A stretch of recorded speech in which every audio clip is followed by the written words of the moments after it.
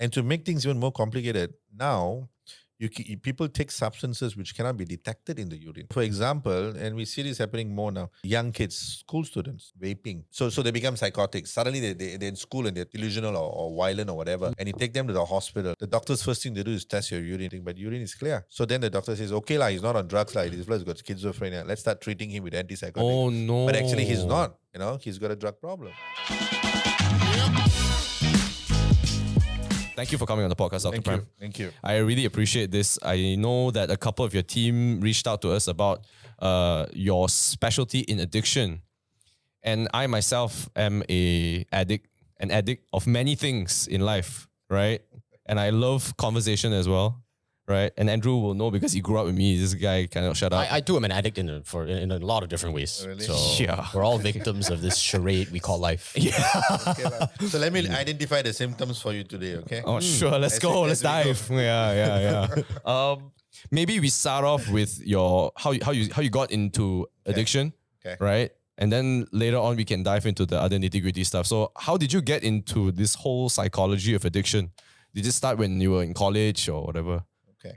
You want the long version or the short version? Bro, we're here for the long version. Oh, I also listened to the previous The Rojak podcast and it said that you're the eldest sibling, eldest cousin, eldest of all eldest. He's like the eldest of the eldest. So his side is basically a Sucks lot. to be the eldest, okay?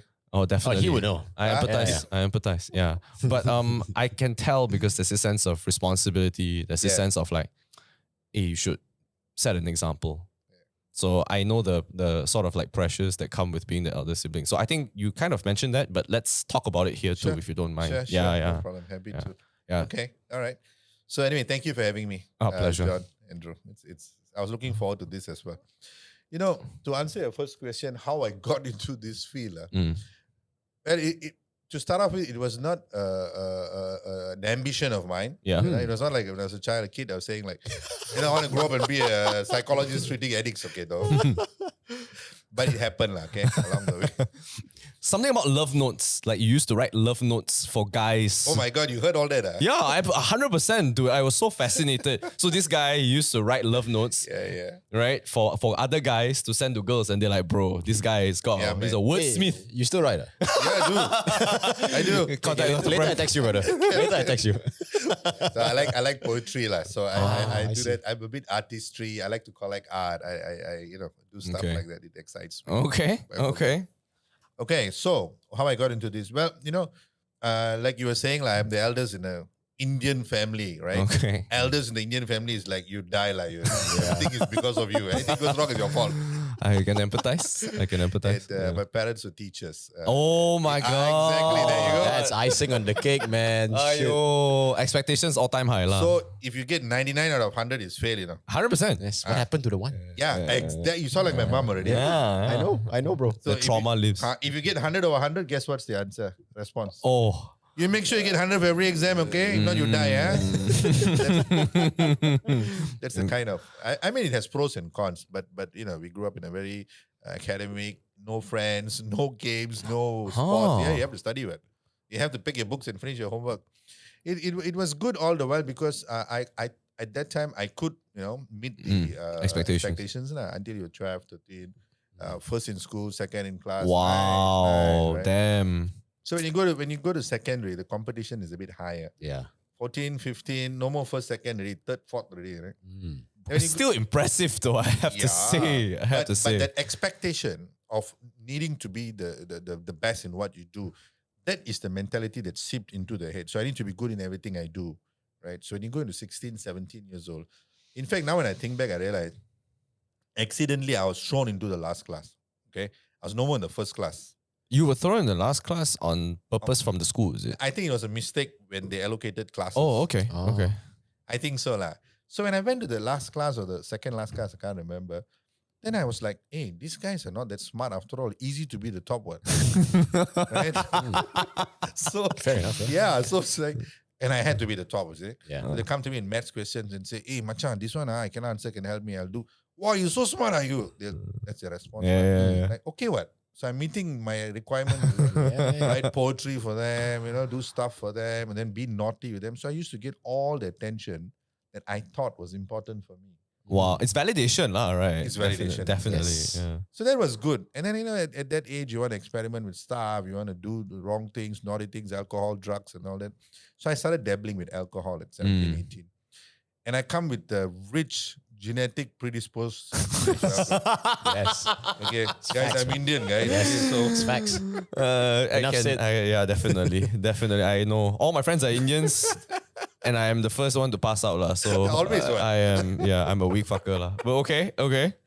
So but true enough, like, it runs in my family. Maternal side, I had a few uncles who died of addictions and alcoholism. Yeah. Oh my gosh. In fact, one of them is still around, but sadly he's an alcoholic. Ah.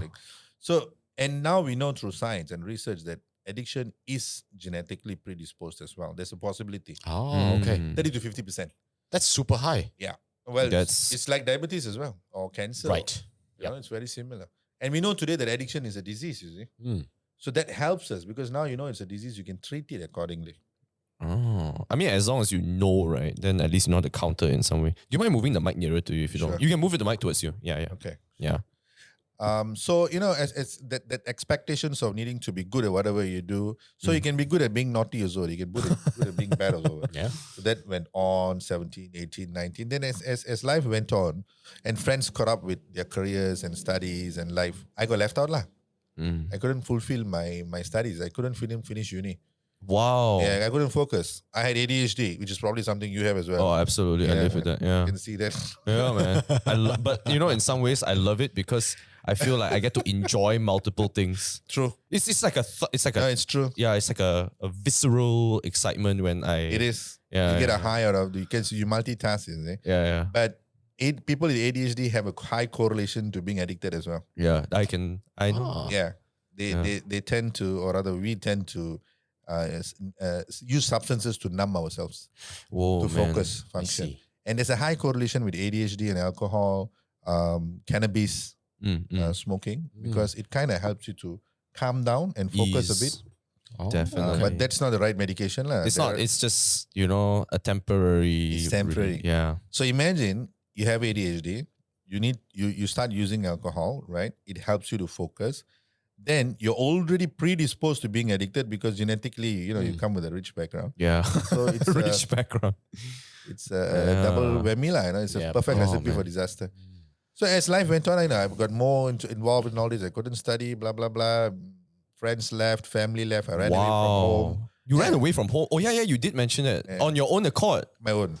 Yeah. Where did you go, man? Oh, all over Malaysia. Is it? I would live on the streets, in markets. I would work in construction. I would do the weirdest things. Because yeah. Whoa. Let's pump the brakes, lah. Okay. We'll get back to your life and how you get into addiction. But how long were you like away from home, quote and unquote? Okay, so what I would do is I would leave home, say, for 6 months, sometimes a year. No kidding. Yeah.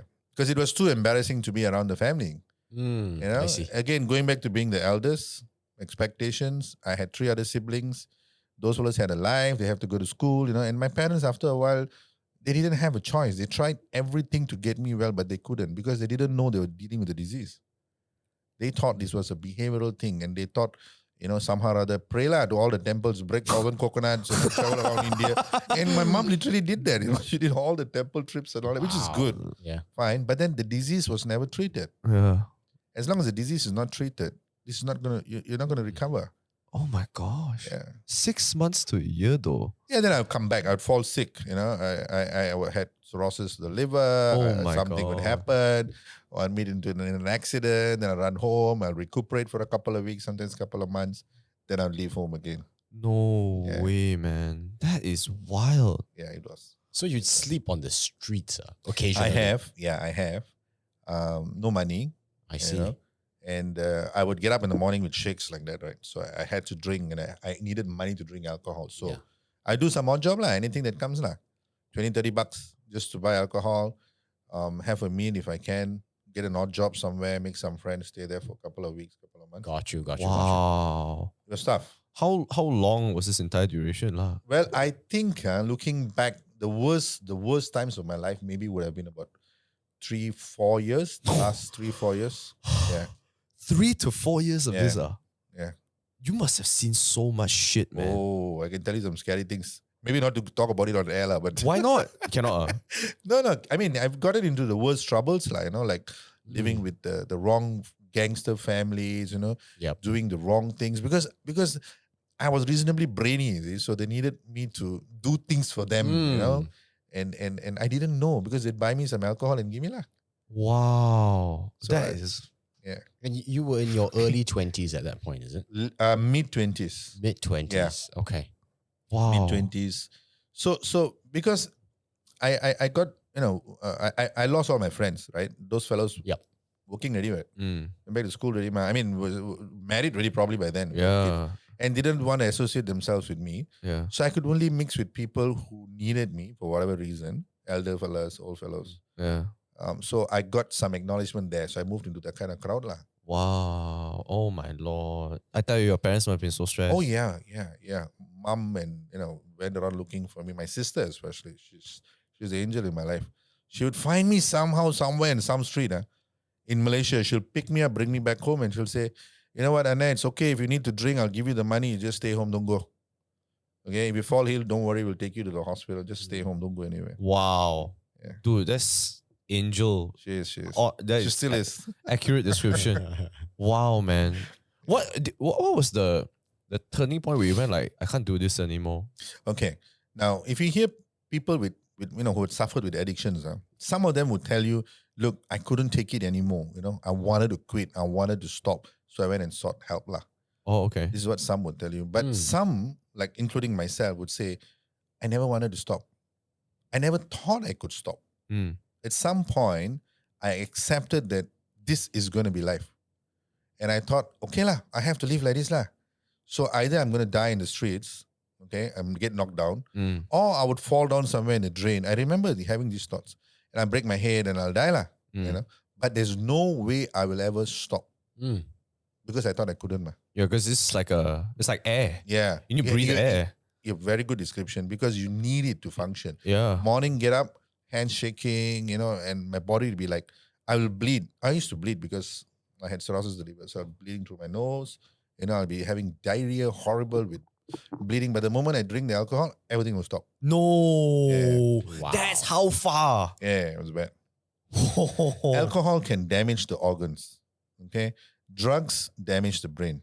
Some drugs. Uh, So like, ice and synthetic drugs and all, right? Yep. Damages the brain, so you go psychotic. The body organs, not so much damage. Alcohol straight away hits your liver, diabetes, liver, even heart, of course. mm. So alcohol actually causes more damage than some of the drugs do. Mm.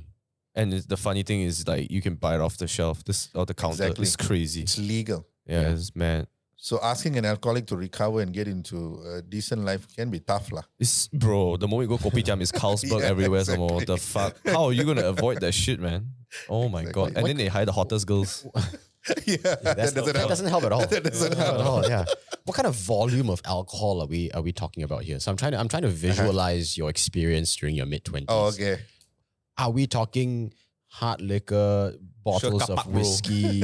What's that then? Worse than kapak. What's worse than kapak whiskey? So I remember there used to be things like Thai song. I don't know whether it still exists or not. So I don't want to bring this up, lah. Later you will bring up all these alcoholic brands also. Fuck, lah. I don't attempt you, right? The fuck. Yeah, that's He's long past No, his addiction lah. I was at the club last night having a fantastic time without alcohol. Oh shit. In fact, this last night we went out with some friends. They wanted to hear music, so we went to this nice club in Bangsa. Everybody was no. My friends were not drinking. A few of them were drinking. I had my juice and dancing and having fun. Yeah. People like, are you sure you're not drinking? How come you can dance to music without drinking? Dude, this is the expectation of an Indian man. Yeah, lah. It's terrible. Are you sure you're Indian? That's the next Bro, question. bro, that's the expectation of an Indian man. The expectation of a Chinese man is, how come you don't do business one? And how come you don't gamble? How come you don't speak Mandarin? that's correct. Wow, fucked up, man. Okay. So you're saying you drink worse than kapak? Yeah, What that- Oi song? What was that? Thai song. It was, I think it was 2 ringgit. 2 ringgit? Yeah, I can't remember then. Is that the one? Yeah, it still exists. Looks like. How much is it now? Bro, I saw 2 ringgit. I saw Lazada, what? 12 ringgit. Up. Probably gone up already lah. Wow, man. Yeah. Oh my god. Oh, it's rum. I love rum. It stinks. Oh, shit. It stinks. Okay, but it gives you enough high to last for maybe an hour and a half lah. because very strong alcohol content. Going back to Andrew, how much? Oh, okay. So I would probably need a liter a day. A liter a Yeah, day. 750. So I would take like, in the morning, afternoon, about a liter a day. Your liver Yeah, it was bad. is Wow. intense, man. It was whacked. Not sure I drink a liter of water a day, man. Probably drink more water. Sorry, total tangent. But yeah. Okay, so that's the kind of volume lah. Yeah. So you'd be buying essentially a bottle a day. Yeah, so I wouldn't have enough money to buy a bottle, right? So I would have maybe 2 ringgit in the morning. I'll need that. Then after that, I need my cigarettes. And those days, you used to buy Batang. Rokok Batang. Oh yeah, man. So I'll have a couple of cigarettes enough to last. Then afternoon, after 2 hours, I need another one. So I need to find money for that. This is typical addiction. Just like drug addicts, They find money to get high. They get high. Then they recover from the high. Then they find money to get high. Then they Repeat. recover from the high. It's a very repetitive, vicious cycle that goes on. It's so strange that you mentioned this, but like I work with a company, I'm not going to say which company, that actually employs a lot of people, like a lot of people in the thousands, right? And I asked before, like, how come the people rotate so much? Because when I visit these areas, Oh, okay. like it rotates a lot. I never see a familiar face, never. And I've Don't been know what's going, high lah. yeah. And my client, she told me it's because of addiction. I'm not So surprised. yeah, they would pay them a daily wage, and if they can sustain that for 2 weeks, that's when they pay them a weekly wage. And after 4 weeks of a weekly wage, they will disappear. They cannot even handle tahan receiving already. a weekly wage. Anything more is for them to just blast and just whack. Because money is the biggest trigger. Yeah. One of the biggest triggers for Right. people with addictions. So you see that when they take salary, they disappear, right? Yeah. Ayo, my God. I know how I've seen lah. I can see lah. It's still happening lah, because this is not something that's new. Only today, or I wouldn't say today as in today, but over the last couple of years, maybe 10 years, that we realized that this is a disease. We never knew. We thought it was just a choice, a behavior. After all, you were the one who drink. Who forced you to drink? Yeah. You were the one who Point, takes drugs. But who's forcing you to take drugs? Yeah. But the thing is that first choice is a choice. Okay. But if you're already predisposed and you already have an illness called addiction, It's a disadvantage from Then- the get-go. yeah. And, Right. and how would we know? The fact is we don't know. How many % of the population have got an addiction problem? Nobody It's knows. tough to know. Yes, it's very difficult. But we can identify people at higher risk. Mm. Okay, like I said, genetic is one factor. So you observe. Huh? Yeah. The environment is another factor. If all the 4 of us now sit down and say smoke ice for 1 month, it doesn't mean all 4 of us become addicted. Mm. Doesn't mean. It just 1 hour or maybe none of us will be addicted. Could be all of us also lah, to be fair. Possible, huh? Possible as well. The amount of shit we carry now. Wow. So okay, to go back to that, 4 years of you going through this, Yeah. and you were saying how you usually seek for help, or you usually have were you saying an awakening or something like that? What went through your mind? So yeah, okay. So I personally never thought I would be able to stop. Yes. Okay, like I said, I accepted this is going to be the way I'm going to go. But I think the last stages of my life, again, my sister found me, picked me up, brought me home, and we went to Singapore. She was living in Singapore. Okay. And she said, you know what, you just stay here, and if you need to drink, I'll give you the $10 or $20 a day, have your drink, come home. So I was doing that for a while. I remember one day I went out to buy alcohol and I had an amnesia attack lah. It's known as alcohol-induced amnesia. What So, in the world? You forget lah. You forget like your name or your birthday? I like, forgot everything. I don't remember the 3 days in my life. Even till today, I don't remember. So apparently I was missing, and my family reported me as missing person because they couldn't find me. And this is Singapore, okay? And you don't pray there in Singapore, huh? Bro, how can you be missing in Singapore? You I- yell so you can hear. You Yeah, can but hear. I didn't know how far I walked, okay? But I was sleeping outside of somebody's apartment, Okay. thinking that Oh. was home. I sleeping like this and outside, and that house or landlord or owners called the cops on me. Right. Cops came, picked me up, put me in a hospital, and they knew who I was because my family reported me as missing. Right. Mm. So they traced my family, and then they came to the hospital, and I was out for about 3 days completely, or maybe 4 days. So when I opened my eyes, I was in the hospital. I'm like, where am I? And everybody's around me, and mom and sister and brother-in-law and dad. And everybody's standing around my bed and like, where am I? You're in the hospital. Why? Because this happened. Oh, really? First thing I looked for was my hair. Because I actually had long hair, okay? Oh shit. I actually had hair before, by the way. And until you're like, Oh my God, where's my hair? What happened to my hair? What did you guys do to my hair? You know, not bothered about anything else. But what? Wait, did they really cut your hair? Yeah lah. Wow, fucked up, right? Exactly. I was more upset about that. Oh, I would be. Yeah, I would be, bro. I'm not gonna lie. If I woke up in the hospital, come, I'm like, what the fuck? Yeah. Oh shit. Okay. And then you were in disarray, lah, right? Yeah lah. And then the doctor told me that my liver is in bad shape and I can't drink anymore. And I was like, no, remove my drips. I need a drink badly. I've not been drinking. Yeah, so it affects the brain. Yeah, addiction is actually what we call a chronic relapsing disorder of the brain, Okay. specifically in the reward system. Uh, So once you're addicted and you cross that line, your reward system of the brain is hijacked, by this disease that you cannot think rationally. No matter how smart you are, how high your IQ is, when addiction kicks in, you don't think rationally. You can't make informed decisions when it comes to the drugs. That is why the smarter ones are more difficult to treat, because they think that they are smart. and they rationalize every damn thing. Yeah. Tell me why, show me how, you got evidence or not? How you know? The simple guys come to you and say, Just help me, lah. boss, my life sucks lah, my wife left me, I lost my job, no money, blah, blah, blah. Tell me what to do. Wow. Yeah. And it's a fact today. We have treated a few thousand people. And That is so crazy. Yeah. That is so, it's so strange you say that. I know like 2 or 3 people at the top of my head right now that are going through the same thing. I They're wouldn't be so surprised. smart. They're so smart. Too smart for themselves. But they just can't ask for help. It's like an lah. ego thing a bit, Yeah, lah. And I'm just like, oh, damn, man. I don't want to say anything also, lah. I love them as friends also, right? And quite honestly, it's difficult for them to make that choice Yeah. because they don't know. You see, the rational part of the brain is taken over, hijacked already. The reward system of the brain is something that's big, lah, okay, in the sense that, not literally, but it's important. It keeps you feeling rewarded. Are you referring to dopamine? Dopamine, hits? specifically. Okay. So, since you mentioned dopamine, those people who suffer with addictions have what we call deficiency in dopamine. So basically, my dopamine is low quality compared to your dopamine. I mean, Wow. assuming you don't have a dopamine problem, lah. Side tangent a little bit. I literally just quit smoking last year, Oh, great. and I thought it would be like the biggest challenge. Same thought as you. I can imagine. I never thought I would stop smoking, and I don't know why. It's like March or April. I just went like I just stopped. And if you go back to the previous episodes of this podcast, right? Believe it or not, right? The guys would come to me and be like, John, I think you should stop vaping on the podcast. It's too much vape. And I just like, no, I won't stop. I'm not going to change. So what was your motivation? I don't remember. I spoke to Andrew about it too. I'm like, yeah, I spoke to Nick also. I just like, I don't feel like smoking anymore. I just stopped. I had a headache, couple of days. I even tried to smoke a cigarette a couple of days ago. Half cigarette, I'm like, oh fuck this, I throw. And I don't know what happened. I really don't. But how do you feel after quitting? I feel the same. Honestly, I ran a half marathon when I was smoking. Is it? Yeah, and now I feel like I can't even do 10K. I feel like, oh fuck, man, this is so tiring, man.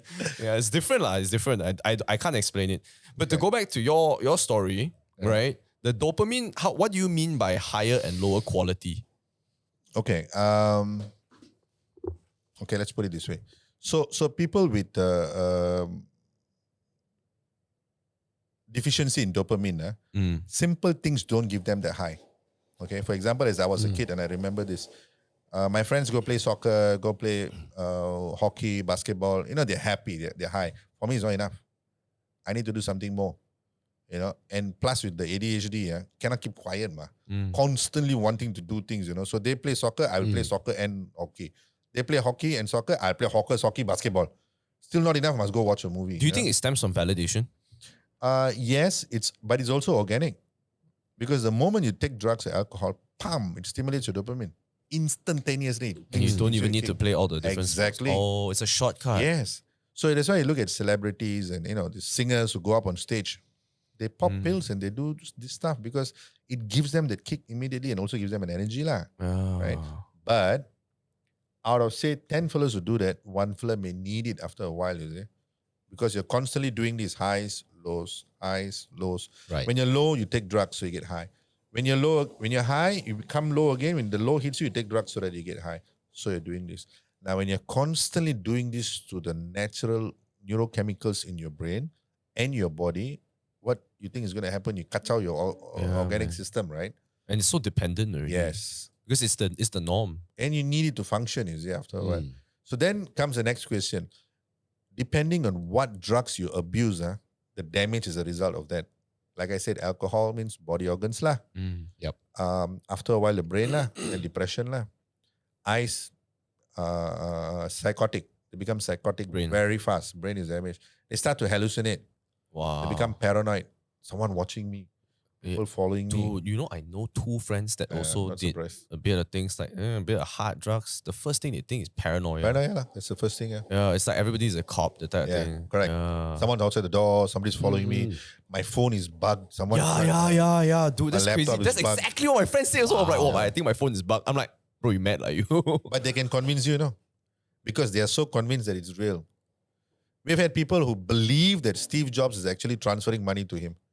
Okay, he believed. I said, we are telling him Steve Jobs is no more. No, he transferred last night. The money should be coming in. Why is he transferring to you? Because I've developed this massive software which is going to be revolutionized and change the whole world, blah, blah, blah. And he's convinced. The brain is like, You when you believe something so... Anyway, how do you know I'm sitting here and talking to you now? Yeah. whoa, man. Whoa. Yeah. We're going there. We are going there, man. Shit. I just want to say this before, okay? I was in the US, okay? I used to love to do weed. Okay. This was like more than 10 years ago. And it only lasted like a month. Because I was so depressed. I couldn't find a job. So I just kept on buying some greens, right? Small. I swear to God, one day my friend Denise from San Diego comes to visit me.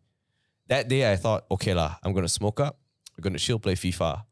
Go and buy some weed from a homeless person, stupid fella. Oh dear. I go and smoke up. Dude, I don't know what happened to me. I got transported to a world, right, where it's all black. And it's me talking to 3 people in a fire. Like there's a fire. After that, right, it went on like, it's like I'm in a loop. So every time I would say something, they'd be like, you already said that. And I just go, just saying this, my hair is on my neck is standing like fucked up, okay? After that, I just like, fuck this, I'm not doing it anymore. I'm not doing any hallucinations. I'm not doing shit, okay? I don't even want to touch this shit with a 10-foot pole, bro. I'm not going there already, lah. So when you ask me, are you sure you're sitting, talking, like, dude, don't do this to me, lah. It's too much, man. It triggered you already, yeah? Bro, I tell you, I feel so scared, man. This type of thing, I cannot, lah. Because it's real. So that's how real. That's how So people feel, lah. you cannot unconvince them or change their mind. You can't do that, lah. Because whatever you say, their brain is already in that situation. So you have to allow, and at that stage, the only thing that will help them is medication. So antipsychotics, medication, blah, blah, blah, to help the brain to find a balance again, you see. Wow. So the neurochemicals must settle down, find a balance, find a reasonable like that.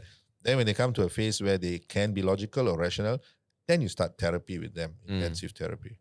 Talk about triggers, talk about, all the stuff, lah. Oh my God. It takes a while. Oh my gosh.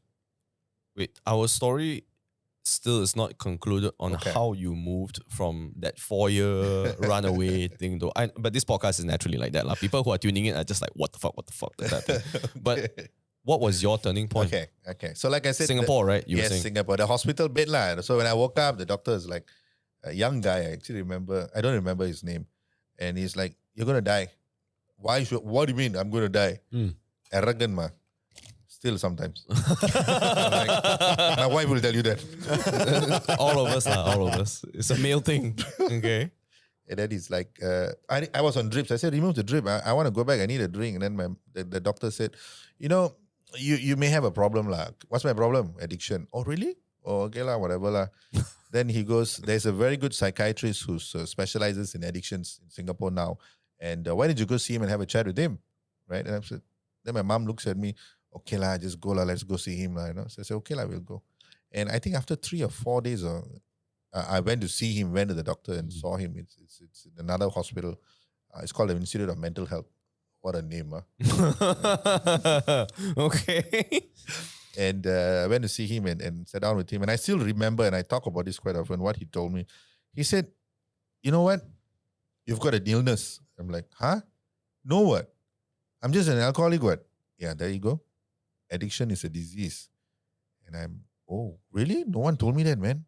He says, addiction is a disease in the brain, okay? Whatever you've done in your life, all the lying or stealing or manipulation, whatever you've done is a result of the disease. You're not a bad person. You're a sick person, my friend. Whoa. That was a massive eye-opener for me. Wow. Yeah. Exactly how I felt. The framing of that is so important to a person. It's not your fault. Yes. It's just the way it is. No one told me that. Wow. So I'm like, oh, really? You mean I'm sick? Yeah, you're sick. Where's my sickness? In your brain. Then he goes, then I asked him, is there a cure? I remember. I asked him, is there any pill that can fix me or not? Since you say I got a problem and you are like this god of addiction medicine. And then he said, yes, there's one pill that can fix you immediately. I said, what's the pill? Give me lah. What's the name of the pill? He said, it's called cyanide. You take that, you die. You die. You die. So the logic for that is that there's no cure for addictions. It's like cancer, you see. There's always a possibility of it slipping Relapsing. back. Yes. Oh my God. And a relapse doesn't mean that you're failed. And that also doesn't mean you're allowed to relapse. No. Basically, it means that you're going to live with this for the rest of your life. So then my next question was, why? Because you're using your brain, what? Your brain is sick, what? You can't change your brain, right? So you need to live with your brain. And I'm like, oh, wow, doc, how to do that? For the next 1 month, don't use your brain, use my brain. Ayo, this must be a damn stupid doctor. How to use your brain? I kept asking, because I was not ready to let go. You know? Yeah, definitely. I'm like this smart aleck fellow, right? Ask too many stupid questions. And you're also very attached, right, to something that you already are very familiar with. It's a love affair. Yeah. It's a serious love affair. You ask any addict what's more important, he'll tell you my drugs. I don't need my wife, mother, father, brother, sister. I only need my drugs. That's a love affair. You're taking it away from me. And exactly how it felt. So then I was like, my mom looked at me, I remember my brother-in-law was there, and then they're like, hey, hello, you got nothing to lose lah. Okay? Fair enough, yeah. Yeah, man. You got no family, no wife, no children, no education at that time, no job, no nothing. I only had my SPM certificate with me in my hand. I still remember that. Wow. That SPM cert also photocopy one, Oh my God. Original cert I sold. To be fair, I don't even know where I put my SPM cert. Now you're thinking, Okay. you know what is the strangest part? That SPM cert I sold somewhere around here on the Old Klang Road. No Yeah, way, man. bro. If I find it, I pass it back to you. Please lah. Okay. If I come across Bro, I it. literally live there now. If I find it on the roadside, it's yours, brother. Oh got my you. God. Because I needed alcohol and I remember one guy came up to me. That was a friend lah. He said, hey, Machan, I'm going for an interview. My SPM horrible results. Can you lend me your cert? I buy you a couple of drinks. I gave him my SPM cert. He bought me a couple of drinks. Old Klang Road. Yeah, the bakute shop there. No, the bridge there. No lah, that used to be when kampong. There used to be a Chinese. There used to be an Indian kampong there. And Is it? Oh, I and a know Malay kampong where. there. I know where. It's By the near a river. temple. Huh? It's near a temple, an Indian temple there. The temple. Yeah. It's like near a bridge. It's near a is it? bridge. Yeah. It's The on river. way to- There's a river. Yeah, there, yeah, the big yeah, river. yeah. So we were Oh my drinking. God. Yeah. Wow. So you just gave away MCV. Gave away lah. He bought me alcohol. What? Okay, what? Good enough for me at that time. Fair trade. I stand by it. Wow. Okay. And so, So going back to the doctor, right? So then he says, okay lah, use my brain. Okay lah. Then he tells me, I tell you what, I make you a deal, okay? For the next 1 month. First he said 3 months. I said too long. I'm very busy. I got a lot of things to do. okay. Okay, next 1 month, you come every day, you sit in this program, okay, you go through this whole treatment program 1 month every day. every day. So every morning I had to go there, go through therapy Okay, lah. It was okay. intensive, you know. It's an hour or No, the whole day from 9 a.m. until 5 p.m. Oh. There is group therapy, there's individual therapy, okay. there is, you mix with other people. It was a huge eye-opener for me. And then he said, after a month, if it works, fantastic. If it doesn't work, I'll buy you a drink lah. Wow, that sounds like a Good fair one, trade. huh? That sounds like a fair trade. Deal. Telling an alcoholic, okay, I got something to look forward to. I got a drink coming in the end of the month. And by then, I was already almost a week sober. Oh, because of the hospital. Yes, and all the that. hospital, blah, blah, blah. But were And- you still having tremors? And No, they were reasonably getting better, you see. Okay. Which was also for me like, hey, my hand's getting better, man. So I said, okay lah, doc, I'll do this lah. And then, I went for the program. And then I remember the first couple of days when I got stable, I got up in the morning and I was telling my mom, oh my God, mommy, look, my hands are no more shaking. Look at that. I want to draw. I want to start drawing. So I started drawing. I used to enjoy drawing. oh my God, dude, this is like a fucking reflection. Jesus fucking Really, Christ. yeah? Also, except I didn't become a doctor lah, but whatever. Not Okay. yet, not yet. Soon. Okay. All I right. started drawing and then I went for that program. And then during that month, a lot of insights lah, Mm. I can stop. Oh my God. I can stop means anybody can stop. Dude, that is literally the confidence I have, you know. I'm like, if I can stop smoking, everybody can stop smoking. What's your problem? It's true, because for me, I never thought I could stop. It's like you can't even imagine. It's not even there. Never. Yeah, I know. It was for me, it was this is life. This is how it's gonna be, and I'm gonna die like this. So it's okay, I just continue. But here I'm functioning, I'm talking, and I'm not thinking of alcohol as much as I used to. That obsession is slowly being lifted. And with all the therapy and the psychoeducation, things were beginning to make sense a little bit to me, why I did those things, why I behaved the way I did in the past. Importantly, I I'm see. sick, which helped. Was it like a very introspective thing? Because over time you start to reflect, because now you are sober. And then, although at that time, you would think that alcohol helped you, now that you're sober, it's easier for you to reflect, like, oh shit, it's because of this, because of that. Oh, damn. Of course. Because the brain is not so fogged. Yeah. The brain is clearer. The obsession with the drugs is removed, or with the alcohol is removed, and you can think a little bit better, right? So as I went along, then I thought, oh my God, if I can get well, then I need to share this with others, man. Shit, this is my calling, man. This is what God created. I wanted to play God for a while. So I remember going up to my psychologists and doctors and asking them, one particular guy, lovely fella. I said, if I want to be like you, I want to be a psychologist, right? What do I need to do? Then he takes out his name card. He said, you need to have this qualification, this qualification, this qualification. So much to study, He said, yeah. Then I asked him, if I have all these qualifications, can I be like you? Can I help others? He said, can. I went back to school. Wow. Yeah. God damn. Yeah. That is like protagonist energy as shit, man. Because the obsession, you see, addiction is an obsession, okay? You're obsessed with something. As far as you're awake, as long as you're awake in the day, all you think about is your drugs, right? Yeah. Only when you sleep, you don't think about it. Now the drugs is removed from your life, the obsession is still there. But you still need to channel the obsession somewhere. Yes. So what you channel it through, you channel it into something healthy. And I was very lucky, very blessed that education came in the time for me. Because I was obsessed in the fact that, hey, I can get well. So all I need to do now is study, man. And I used to study reasonably well in primary school. So not, I can catch up. Yep. So I went back and I went to school and I studied, and things kind of worked out slowly, And I realized also that it was faster to catch up. If it takes someone 3 years to do a degree, I can do 2 degrees in 3 years. Wow. Yeah, I realized that I could catch up faster. My brain was healthier. I could think better, and I had this goal in life. I had a purpose already. So that's how I got into psychology. To answer your earlier first question. Damn, that's fucking mad, man. Okay, wait, I got a few questions in between. Please. So, like, when you decided you study this, that, and all that, right? Which school did you go to, and why that school? And did you have any temptations when you were in that school or not? Because okay. So, like I said earlier, I only had SPM. I couldn't study. I went to UTM when I was in Malaysia, and one semester they kicked me out because I tried to burn down somebody's hostel. Wow, all right. So nothing to do with alcoholism. Drinking, naughty, fooling around, never go class, go burn people's hostel. That's like I kicked out. Fair enough. So I never completed my UTM diploma, degree, nothing. Then by then I was already 32, and I only had these O levels. And when I went back to school, to answer your question, I went and did my degree again. This is all in Singapore, Okay. So I managed to get my cert back, original cert. Dad took me to Kementerian Pendidikan and all that. So I went back to school. I studied. Then I went and did my masters. I did my second masters. Any therapy in between? Yes. Yes. That's how you kept in check. Yes, you're right. Wow. But yes. So this is a lifelong thing. Even now, I still have my therapist. I still have my support system, and I work in this industry. See, I run a rehab.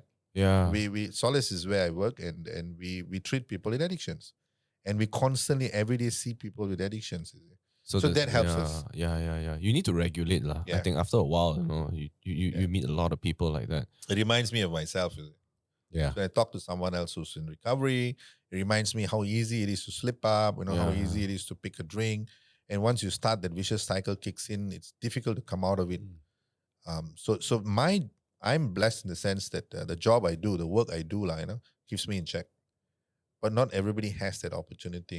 So they need to find support systems, therapy, To counseling. sort of like be that part of your foundation. lah. Yeah, like these community support groups. If you have heard of Alcoholics Anonymous, Oh, definitely. Yeah. Narcotics Anonymous, there's a huge, excellent community in Kuala Lumpur. Excellent.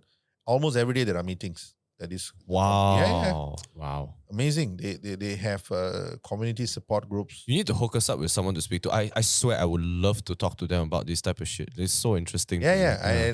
I maybe I can try and see if anyone's willing to talk to you guys. That's so interesting. They do so some of interesting. the best work you can think of. You don't need degrees, qualifications to do the things they do. You just need the right motivation. Actually, honestly speaking, even if you got like the education to do it, it's so noble to continue doing it. It's so difficult to continue doing this shit because day to day, even like being a regular doctor, it's day to day seeing like depressing stuff like that. Wow, I don't know how people do it.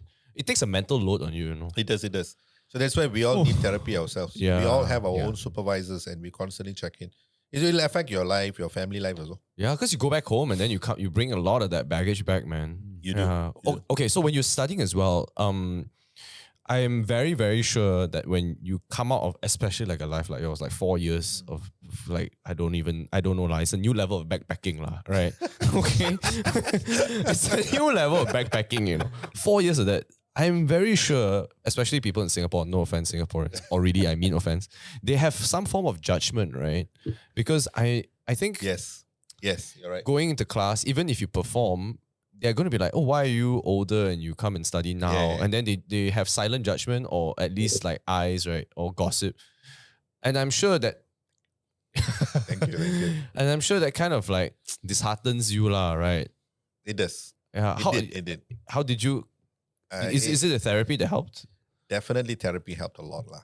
I mean, I had a lot of challenges. For example, my memory is not as good. You know, I struggled with remembering things. Of course, being with people who are much younger, that competition kicks in.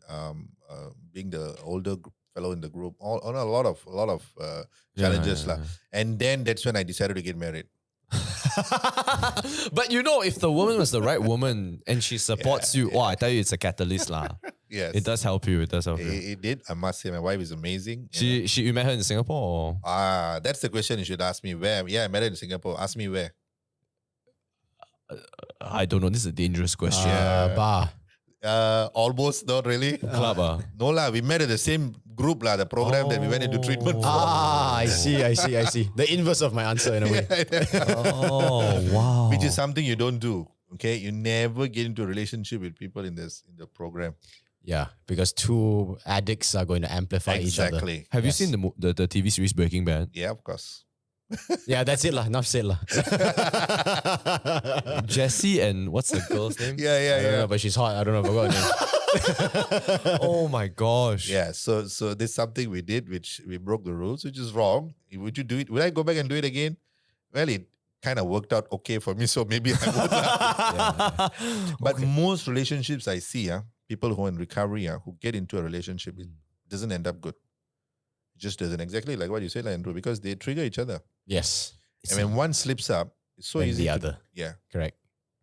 So when I got married in early recovery, school, the fact that I'm older, High the fact stress, that I had no job, you high know, pressure. yeah, and income, and then you get married, and then on top of that, my wife is not even an Indian; she's Chinese. So mom is like, "Why you standard lah." Yep.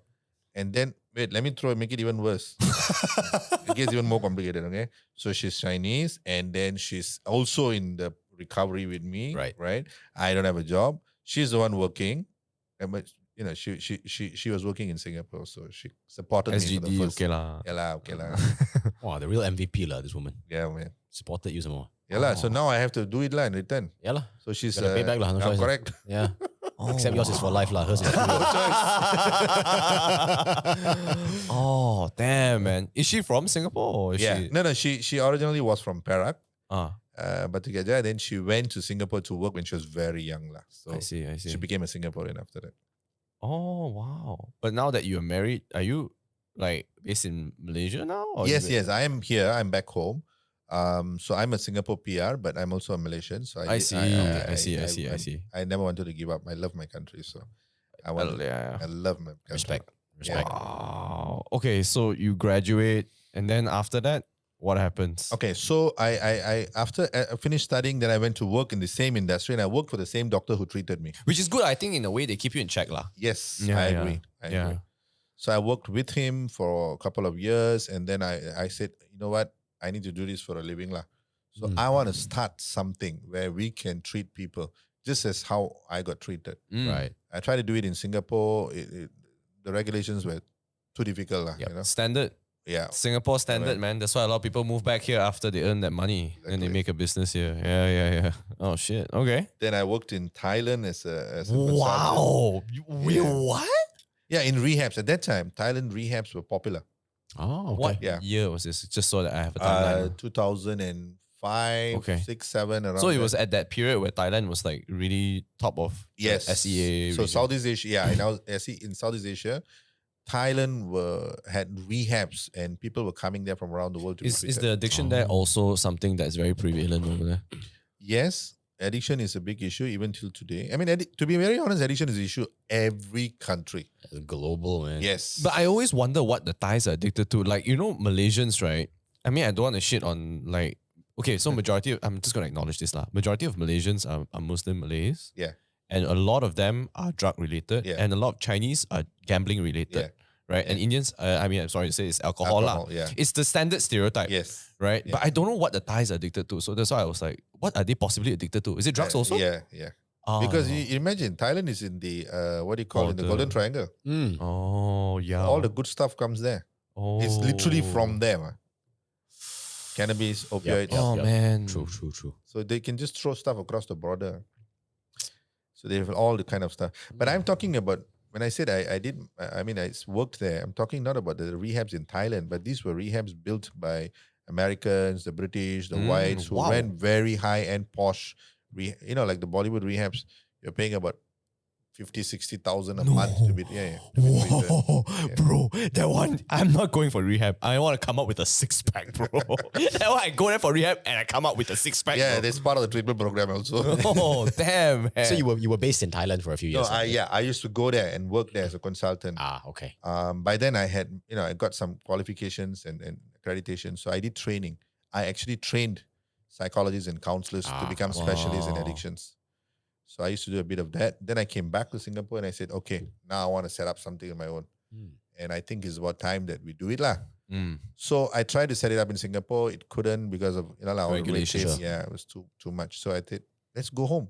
I told my wife one day, pack up. Let's go home. She said, where's home? This is home. I said, no, let's go back to Malaysia. You also Malaysian, what? Right. You gave up your citizenship. Then she asked me, why? I said, I think it's time we go back and do something for the country. So we moved. What year? 2013. Oh, that was the last year Man United was good. What was it? Fuck. It's an iconic. It's an iconic. Completely unrelated, but okay. lah, Iconic bro. year for me, lah. Iconic left year. field, bro. Iconic year for me. What the Sorry. Yeah. So 2013, you decided to come Yeah, back. so that's when we started Solace. We started Solace in 2013. Wow. It's almost like what, more than 10 years, 12 years now. Yeah. More than 12 years. That is a wild journey, man. But you started it together with her? Yeah, both of us. So we went to Sabah and Kota Kinabalu. Why specifically KK? Yeah, I know the next question. I can read your thoughts. What? Because at that time, I mean, I personally was fascinated with KK because of the sea, the mountain. Beautiful. Amazing tourism. Beautiful. Best sunset in the world. Correct. Best sunset in the So world. I thought it'll attract medical tourism. So we started it there. Funnily enough, though, now. Yeah, we did attract quite a few. Okay, even till today, I would say about 40% of our clients are foreigners. Is it? Yes. Wow, that's a very, Yeah. like, it's almost half, man. Almost, sometimes 30 to 40% lah, probably. The rest of them are locals. So I thought if we do it there, then we build a nice resort kind of a facility. And I see the vision. land, Okay. by the mountains, medical tourism. And you're away, lah. And you're away. Which worked reasonably well, quite well for the first couple of years. Around 2019, what happened was, we realized fellows were flying for treatment. You have to transit, especially if you're coming from the Middle East. Majority of our patients are Middle Easterners, by the way. Oh. Sorry, not the majority. The 30-40% are Middle Easterners lah. So you have to transit in Kuala Lumpur, Right. or you have to transit in Singapore. Now these fellows don't come. I mean, they come stone, okay? They come high, okay? Because they got high in KL. Yes, got high exactly. In Singapore, And then yeah. they disappear in KL airport, KLIA, they're missing. Yeah, And we get calls from immigration. Hello, you be orang sini, lari sana, lari sini, apa cerita? Wow. Yeah, so we said, okay lah, let's move to KL, Fair enough. right? Fair enough. Wow. Wait, so did you have to sell that business in 2019? The Yeah, whole so everything? we actually literally lock, stock and barrel moved everything by containers to Kuala Lumpur, which was the best thing we've ever done. Guess what? COVID hit us, remember? Almost like nobody knew about COVID anyway. But it was so perfect timing because if we were there during COVID, no You'd all flights. die. Finish. Yeah. Die. So God's plan. God's plan, Drake. Wow. Yeah, so we moved here. And you know, also here, I say here as in Kuala Lumpur, we have better support system. The drug scene started to change. Okay, it was no more the traditional heroin la, cannabis la, alcohol. No. By that time, we started seeing synthetic drugs. We started seeing I see. what do you call this, ice. We started seeing new type of substances which were making people psychotic. So patients would come in with mentally, this paranoid delusions, delusions, Someone's chasing me, paranoia. someone's looking. Yeah, and they were so mentally, they were so psychotic that we needed to admit them in psychiatric hospitals. I see. And there were no private hospitals there. Okay. The only place was the government psychiatric hospital, which is not. I mean, they do a fantastic job, lah, but physically the environment is not the best, lah. And these fellows here are paying money, you see, for treatment. We are private, so they have to pay. So we thought moving to KL would be a good idea because we have better support system here, more professionals here. Yeah. Do these guys get violent? Sometimes, yeah, sometimes. You know, ever since I was a kid, when I watch movies, my dad took away our cartoons when we were young. So what to do, right? So you had to watch movies, right? So you watch all these American movies, and I don't know how you feel about this. But when I watched all these guys that go to clubs, do drugs, drink, and all that, wow, I tell you, there's a real fear in me, Yeah. Even as simple as, Blade, the movie Blade. Yeah. Like Blade goes into the club and then the blood starts spraying all over the Wesley vampires. Snipes, right? Yeah, Wesley Snipes. Yeah. Even that scares the shit out of me. So it's not even drugs, it's like maybe vampires are bringing me in there. I know it's a tangent, but I always had this fear of like these drugs and all that shit. So to me, right, I was always distancing myself from all this. That's why I don't even ponting school. You ask Andrew, I never ponting. Right? I fear so many things, because of all this. Well, today the drug scene has changed a lot. Like I said, not only the types of drugs, but the way it's being distributed also. Oh. Yeah, you can buy it off the internet. You can get it I delivered to see. your doorstep. How the fuck do you get it off the internet? What? Maybe you shouldn't say on. Yeah, let's not do that. Let's not do that. Lah. Yeah. You tell me after that. Wait, let me write this down. Please continue. So you were saying the drugs Interesting. change? Yeah, it's changed. You can get it delivered. It's more accessible. And to make things even more complicated, now people take substances which cannot be detected in the urine. Oh, man. Wow. Yes. So, for example, and we see this happening more now, young kids, school students, right? Vaping. Vape is terrible, yeah, man. yeah. It's so accessible Yeah. to. Yeah. And sometimes you cannot, so they become psychotic. Suddenly they're in school and they're delusional or violent or whatever. And you take them to the hospital. The doctors, first thing they do is test your urine because they suspect you're taking something, but urine is clear. Right. So then the doctor says, okay, he's not on drugs, he's got schizophrenia. Let's start treating him with antipsychotics. Oh, no. But actually he's not. He's got a drug problem. But unfortunately, it cannot be detected. So the law can't charge him, or you can't mandate him into treatment, or the hospitals or maybe the doctor is treating him for something else. Yeah. Which can be a deterring thing. Yeah. So it's becoming more and more complicated. Plus, it's easier now to even cook your own drugs, right? Like Breaking Bad. Yeah, you make meth at home. lah. So now they get all these formulas and recipes off the net, Yeah. the black web. And people are beginning to do that. That's why you see very often police raids, this drug busts. So many, almost every other month they're busting. I feel like nowadays police also quite aggro, and I think it's a good thing. Yeah. I really Yeah. think it's a good thing. Like Yeah. the other day, we were watching a Man United game at 3 a.m., finished 5 a.m. We were just having, outside there chit chat before we chow, right? Or police ronda come and ask what you doing, Really, yeah? Yeah, I'm like, actually, I'm damn happy you asked. That means I feel like this place, you all Safe, actually you all give a fuck, If you all just pass by, I'm like, you really doing your job. So yeah, that's a good way to look at it, actually. yeah. So you're saying like nowadays the manufacturing all is just so that people get hooked and not get detected lah. They're trying their best to just Yeah. And they start going into schools because school kids, teenagers, youngsters, sorry, organically your brain is curious. You want to experiment. You want to try stuff. Do they spike true. the vapes, bro? Yeah, they do. I knew it, man. do. Because I feel right, like you know when you're younger and then you want to smoke a cigarette or that, you're like so hesitant. It's, you know, honestly, as cheesy as the propaganda sounds, like they say anti-roko, anti-dada, Yeah. it kind of works lah. At least for me, you know, I felt like that fear. But I feel like nowadays, because vape looks cool, That's the problem, lah. yeah, and then they spike it, and then all you need is just a little taste, and then that's it, man. Then you get hooked, right? So they do that with the Yeah. school kids. Oh, So this first man. thing, it's cool, it's fun. You know, they go for what you call Flavors it. also, you know. Yeah, exactly. And then they have these rave parties where they what do they call it? They book a chalet on a weekend. They invite all these Right. kids to come. Okay, they say, hey, free drinks, free makan.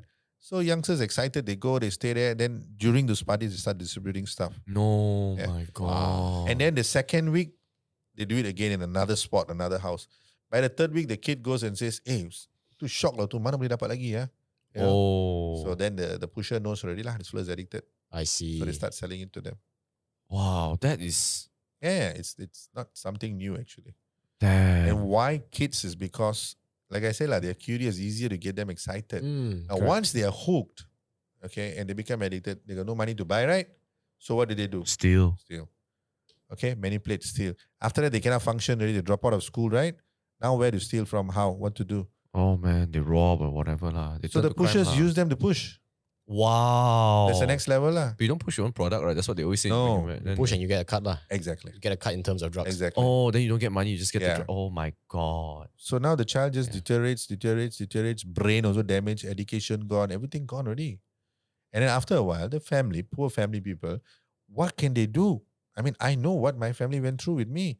They try so hard, you know. They do everything they can, you know, within their limits to help you, to change you.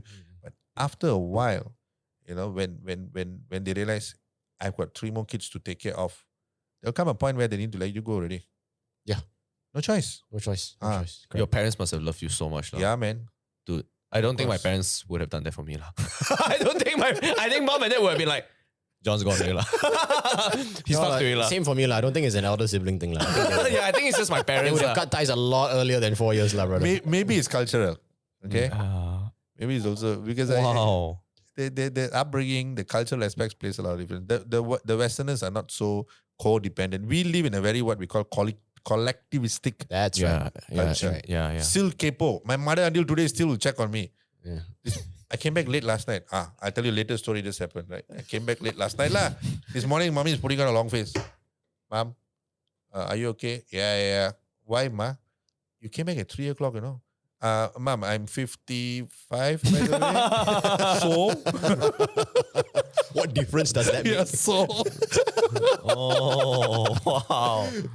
So we live a very collectivistic culture. Correct, correct. The whites are very individualistic. Yeah. You know, I so think in Breaking Bad, Jesse Pinkman's relationship with his parents is very, it showcases the individualistic Yeah. properties of Yeah. a white family. They were Yeah. very distant. They wanted separation. Yeah. which has got pros and cons. If you ask me. Yeah. Correct. I tell you, there are pros and cons. Sometimes we need to know when to let go. And in fact, there was something which I wanted to say, you know, if you're talking about the youth today, you know, one of the questions that I read compared to the youth those is why is it that mental health issues are seeing among kids who are 35 and below? Yeah. Why are the stats saying that, you know, Yeah. the 35 and below is the peak, lah. peak, right? It's peak, yeah. I think one of the reasons is because of our resilience. You think so? I think we as in the youngsters today are not as resilient as the previous kids my age generation. lah. Wow. You think so? I think one of the reasons, it's not a core reason. I think it's an amalgamation of many things. I think That's what I mean. It's one of the reasons because you're so protected. You're not allowed to make mistakes. Parents keep saving you. You screw up, they save you. You screw up, they save the you. safety net is thick. lah. Yeah. Yeah. But also, I think it's so easy to be manipulated now. You know, like for example, right? I think all humans are born the same. We're all babies, right? Yeah. At one point of our lives. It's just the mini influences that kind of guide us along the way. That is something that cannot be replicated even if you are twins. It's so true. Yeah, so the Because- environment shapes Yes, a lot of, exactly. It's called epigenetics. How the environment shapes our way of thinking. and the times change too, right? So I think for example, if you go back in time, distribution of drugs are also so like challenging because of the lack of communication. Right now, it's like I can book an Airbnb. yeah, I can spike someone's drink easily because like you were saying, you can't even detect it in the urine, right? Last time, I bet you would possibly die from overdosing. Yeah. That's how bad the quality of drugs are. And my dad used to tell me too that he also used to smoke weed when he was young. yeah. And he said that I highly don't recommend you smoking nowadays because you don't know what the shit they put in there. Yeah. It's laced with so many It's things. laced, Yeah. yes, So yes. he's like, maybe during my time, it wasn't that bad. Maybe. I mean, I made mistakes too and all that, but I don't recommend now. And it's true, because I feel when you look at someone that gets hooked, right? You don't see them anymore. It's like, it just disappeared already. Yeah, correct. Suddenly they disappear. Yeah, last time you tried to play a facade. It's like, it's like, I'm not addicted. Now what? It's like, wow, what happened to the guy? He just disappeared. Because the damage is very fast. Yeah, You- man. You smoke it today, maybe within a couple of weeks, you're gone already. You're Yep. crossed the line already. Yeah, so I think it's so difficult because, like, I think even if we go further down, it's not a resilience thing. Like, if you ask me, I think in some ways the older generation is quite spoiled. Oh, you think so? Oh, absolutely, Okay. absolutely. Like they take having a maid for granted. Example, I think they take buying a house for granted. Nowadays is very hard. Economy, whatever lah, right? The works, and I think it's just that we operate in different challenges. It's just that now it's so hardcore lah. Is there? It's so brutal, man. Like I know a guy, okay, he's a good guy, but just because he has a family member that is drugged up, right? Right. Like it holds so many things back, Okay.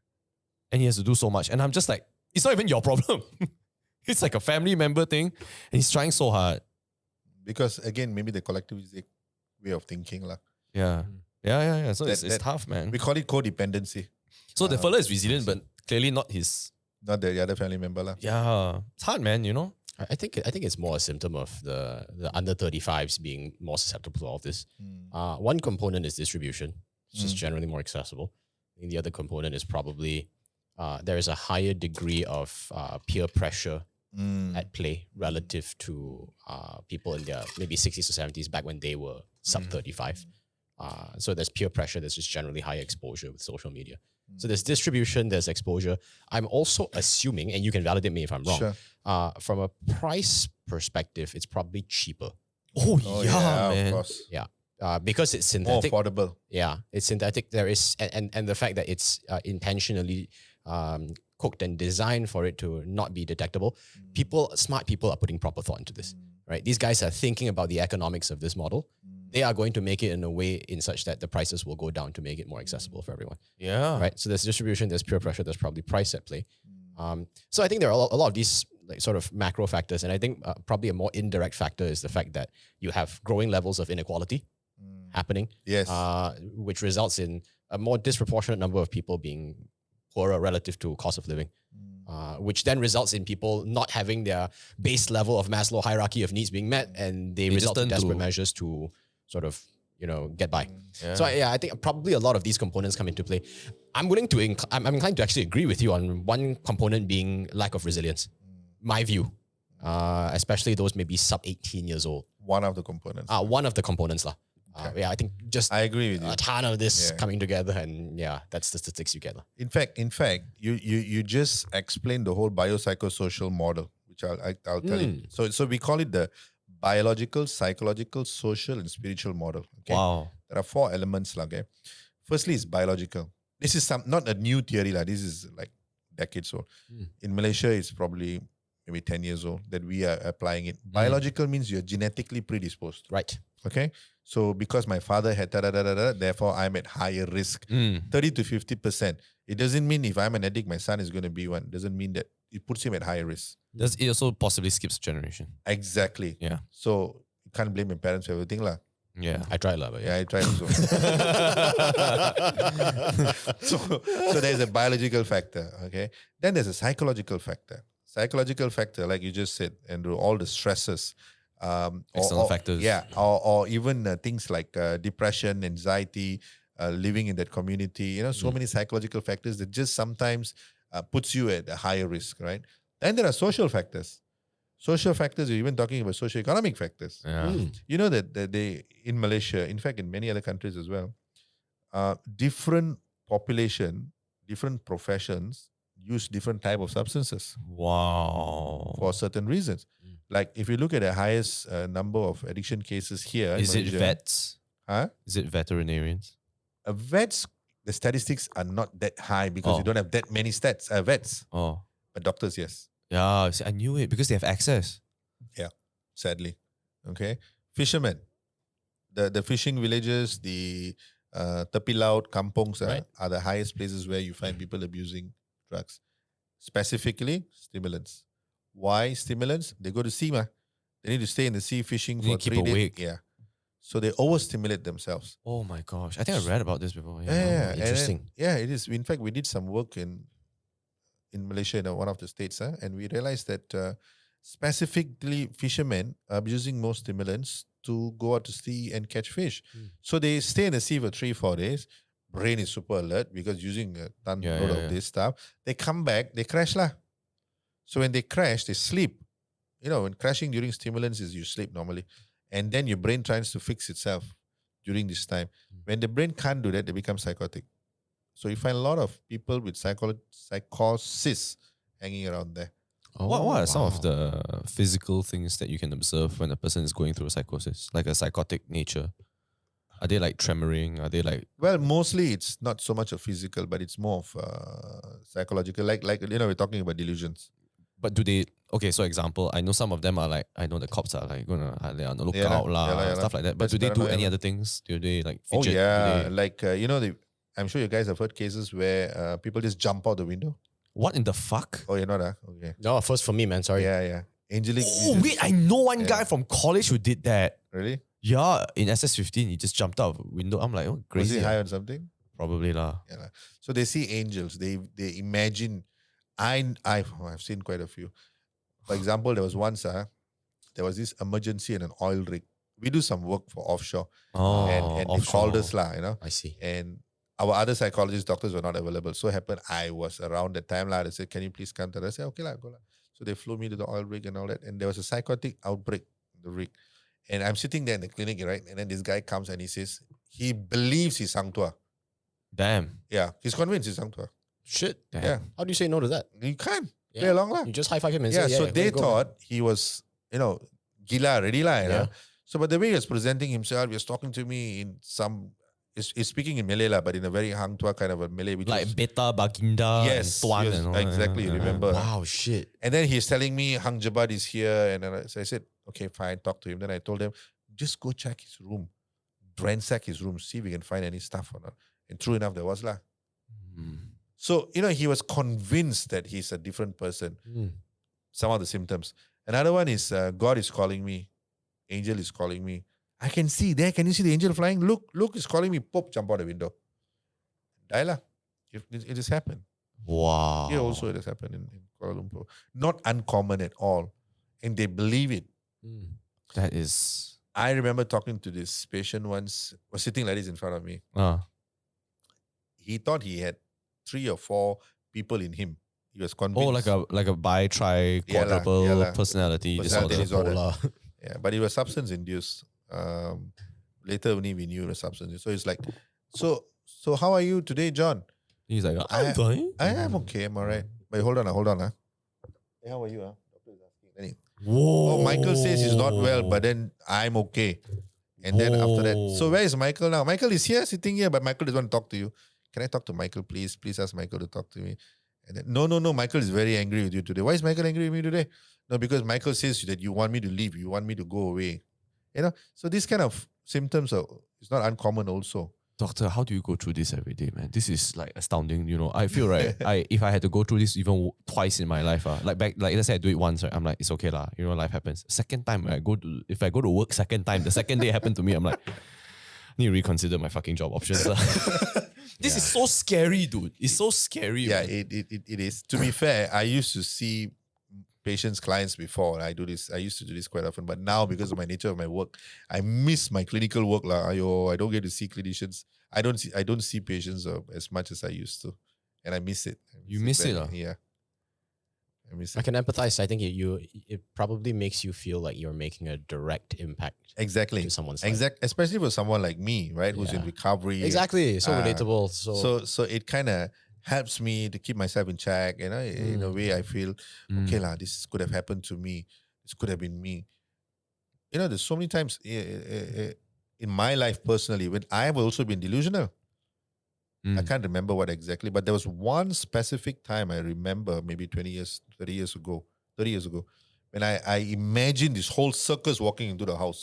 Wow. Whoa. Now talking about it also, I kind of remember a little bit. The clown was walking in, the elephant was coming. Yeah. There was a tiger also. And I'm telling my auntie, can you see the clown? Please open the door. Please allow him in. And she panicked like she thought I masuk hantu already. Yeah, correct. I would think the same. To be fair. Yeah. But it was so real. For me, I can even remember now talking to you, the clown, the image of the clown. Is it like a physical thing that's like you see, or is it like waves? You know what I mean? It could be a combination. Like you remember you talked about your experience in the States, right? People Dude, that one, sitting- I'm there, man. You're I'm there. there, man. I see the fire in front of me, man. To go back to that, you know how I awakened? I awakened, right? Because, right, like my friend pulled me up, Okay. And then when I stood up, I transformed from a black background, right, to my living room, That was wild, man. It's a trip, like it's a bad trip, like literally. Yeah, man. Very bad trip. It's so crazy, man. And then I went to bed. And then the next day when I woke up, I still felt like it was so real because I was sitting down and I Yeah. felt the heat of the campfire. Oh, yes, Yeah, it's wild, man. I can't even explain it. Jesus. Yeah, that's how scary it is. So now, right, I really hate campfires. I don't want to be in campfire at night. It's so scary. There was one time I was in Penang and then there was a campfire. I just sat there. I'm like, I'm going back, lah, guys. It scared you, huh? Yeah. Even when there's like a pit of fire in the middle of guys, then I just and it's dark. Oh my god, man! It's like traumatic for me, man. I never want to go back there. It has left a memory in your head, is it? It's So trauma, strong. it's trauma, exactly. Oh, it's scary, man. I'm assuming the clowns, the elephant, the tiger, it's as real as this conversation is today. Yes. At that point of time, of course, it was long time ago. I'm talking about 30 years ago. Yeah. But I still do have some of the memories. For example, when I got when I had that amnesia and I was missing from home, I remember sleeping outside of somebody's house, but it's very vague. But I do remember water, and I remember a drain, huge drain, in Singapore, and there was a lot of water. So that memory sticks. Okay, I see. Yeah, because it's trauma. It's traumatic. Oh. Yeah. Trauma does that. Sometimes trauma is so embedded and it's so scary that your brain blocks the memory. Oh, yeah, Your brain protects you from remembering the details. So even that 3 days, I guess my brain is kind of protecting me from that bad episode, you see. So it only tells me a little things, I see. Damn. small pictures. I also used to be this type of person where I always didn't believe that people were going through these things. I think they were just like fainting it or they were faking it, Right. that type of thing. And like, for example, it's a bit of a short story. I was watching Avengers Endgame. Uh-huh. Big deal for me. Okay. My wife tells me halfway, she's like, I think I'm having an anxiety attack. I'm like, you really having an anxiety attack right now? Really, right now. They're fighting Thanos right now. It's the three of them. Then she's like, I need to exit. Fuck lah. I walk out the cinema. I missed the part of the fight. Then I was so frustrated. I was like, fuck, man. I need to rewatch Endgame again lah. And then I can hear the people cheering in there. Like, oh my God lah. I'm missing Endgame, man. So anyway, I go back in, right? I think it was just a few weeks after that, I had to take blood. And I haven't taken blood for a long time. So I'm terrified of needles. Okay. Doctor proceeds to take blood. And he says, if you're so terrified, just don't look. I'm like, okay, I don't look lah. So I look the other way. And then I feel the needle. Stupid fella, I go and look. So my blood comes out. Dude, I have an anxiety attack for the whole day. Yeah, I lie down in bed. I can't think. I'm just like, Oh, so bad, huh? yeah, I just told my mom, like, I need to go back home now. I need to be in bed. Didn't shower, just go in the bed, I just lie down there, cover my sheets. I don't know why. So then that's when I thought, like, oh my God, this shit is real. This type of thing really happens to people, man. Yeah. Yeah. Even like people say I got vertigo, and I'm like, you should got vertigo or not? You know, that thing. Only when Unless it you happens. experience it. Yeah. So I never really believed in all these things. It's only when like you really see it. I wanna ask, right? You know how people have vices and people have addictions. So where do we draw the line? Okay. So I guess the question is, when is addiction an addiction lah? Basically, because a vice, for example, can be me saying that today I'm going to smoke a pack of cigarettes, example, right? And I'm like, oof, I'm going to smoke. But an addiction is I can't function, then I like, just give me a cigarette. Then I could smoke more than a pack a day. So I don't know where the line is drawn. Could be a one-off thing, right? Because an addiction is a long-term thing, right? Okay, the fact of the situation is this. Like I said earlier, not everyone becomes addicted.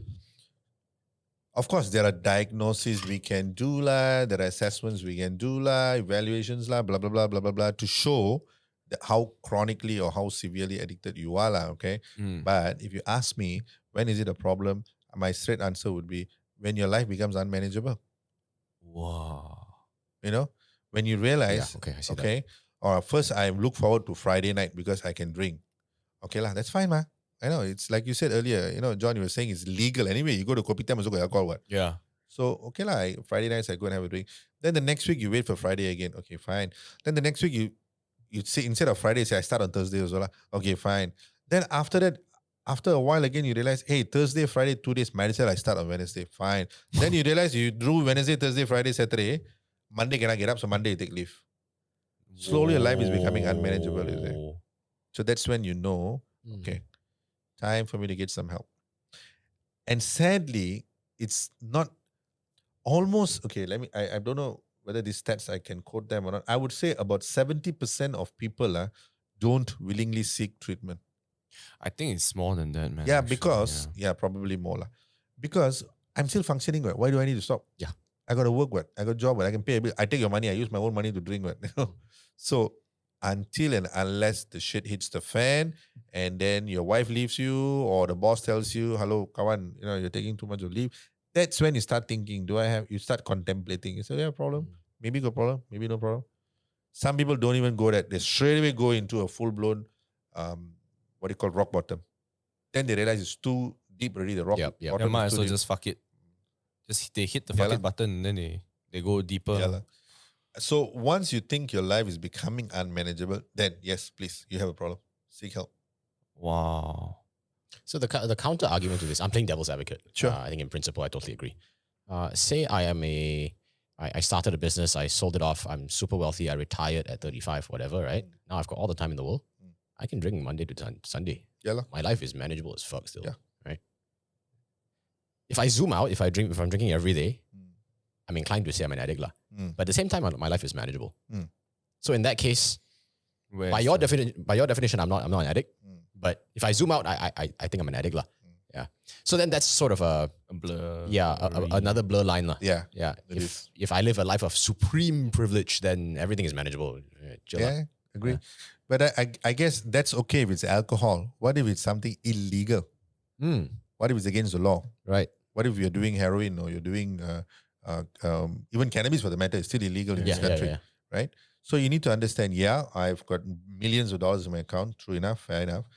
I'm still functioning. I'll never go broke. I can smoke weed the whole day. Yeah. But then weed is illegal, you're breaking the law. So it's something you need to realize lah. For me, I think it's also a health thing.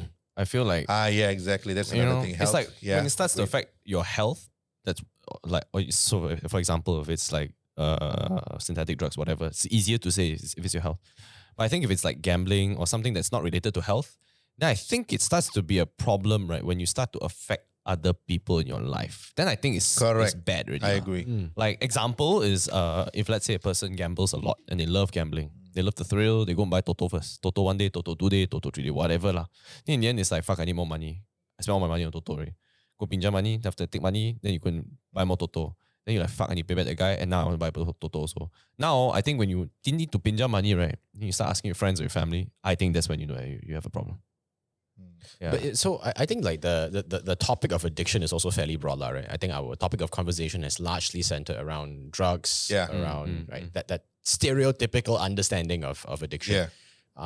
Pornography is probably, I would argue, the highest coverage as a percentage of population globally, right? In terms of addiction. This one hurts nobody, to be fair. Maybe implicitly, right? Like, there's human trafficking and whatnot. But directly speaking, I'm not really harming anyone. I'm just staying at home, joking off, right? Calling it. Have you seen that movie called Don John?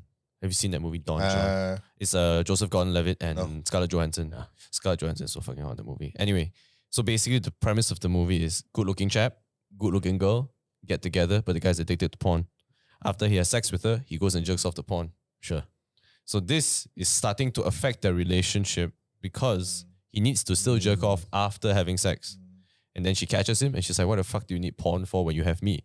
Now, I'm not saying don't watch porn if you have a wife, a girlfriend, whatever, that's up to you lah, right? I think it starts to affect it when you need to have a conversation with them and you're defensive about it already. You're not even willing to like have a conversation because he's so defensive. He's like, no, this is the way I do things. This is the way how I've operated my whole life.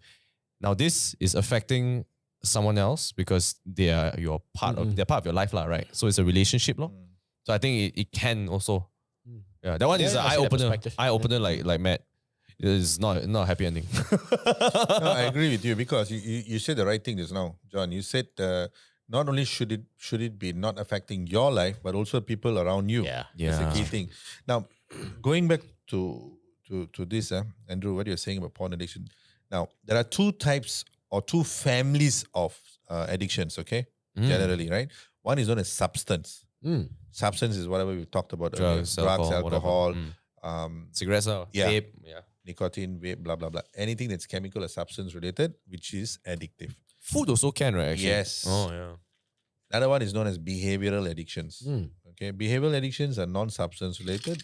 Gambling, porn, sex, gaming, internet, social media maybe? Yeah, which is now happening already. So these two types of addictions both cause damage. The difference is the damage, the extent of the damage, and the type of damages will vary. Like I was saying earlier, if for gambling addictions, right, the families will be the last to know that the fellow has got a problem. Unless the banks chase them, alongs come outside of their house. Yeah, man. That's when you realize, oh my God, it's too late. Alcoholic, very fast, you'll know. If like cannot function, he's shaking, trembling, and then can't go to work, lost his job, blah, blah, blah, blah, blah, blah. Alcoholic. Drugs, depending on what type of drugs. If it's synthetic, like I said, you become psychotic. Yeah. If it's ketamine, then you see this fellas having bladder problem. Oh my God. By the way, he was talking about the Muslims and Indians and Chinese, and do you know that for some strange reason we find ketamine addictions with Chinese? Wow. Exactly. It's very prominent in KTVs, I think. Yes, that's also a reason. Yes. Wait, is it the shit? Wait, what's the slang for ketamine? Okay. Then their eyes like crisscross and shit, right? Yeah, and you know what's ketamine actually? No, I don't. It's horse tranquilizer. Oh no. Yeah, painkiller. Yeah. Oh, okay. Wow. Yeah. And I think probably it's because of that. They go to karaoke, KTVs, and then Chinese love to go to karaoke. They love. Yeah, you know, man, Ipoh is mad.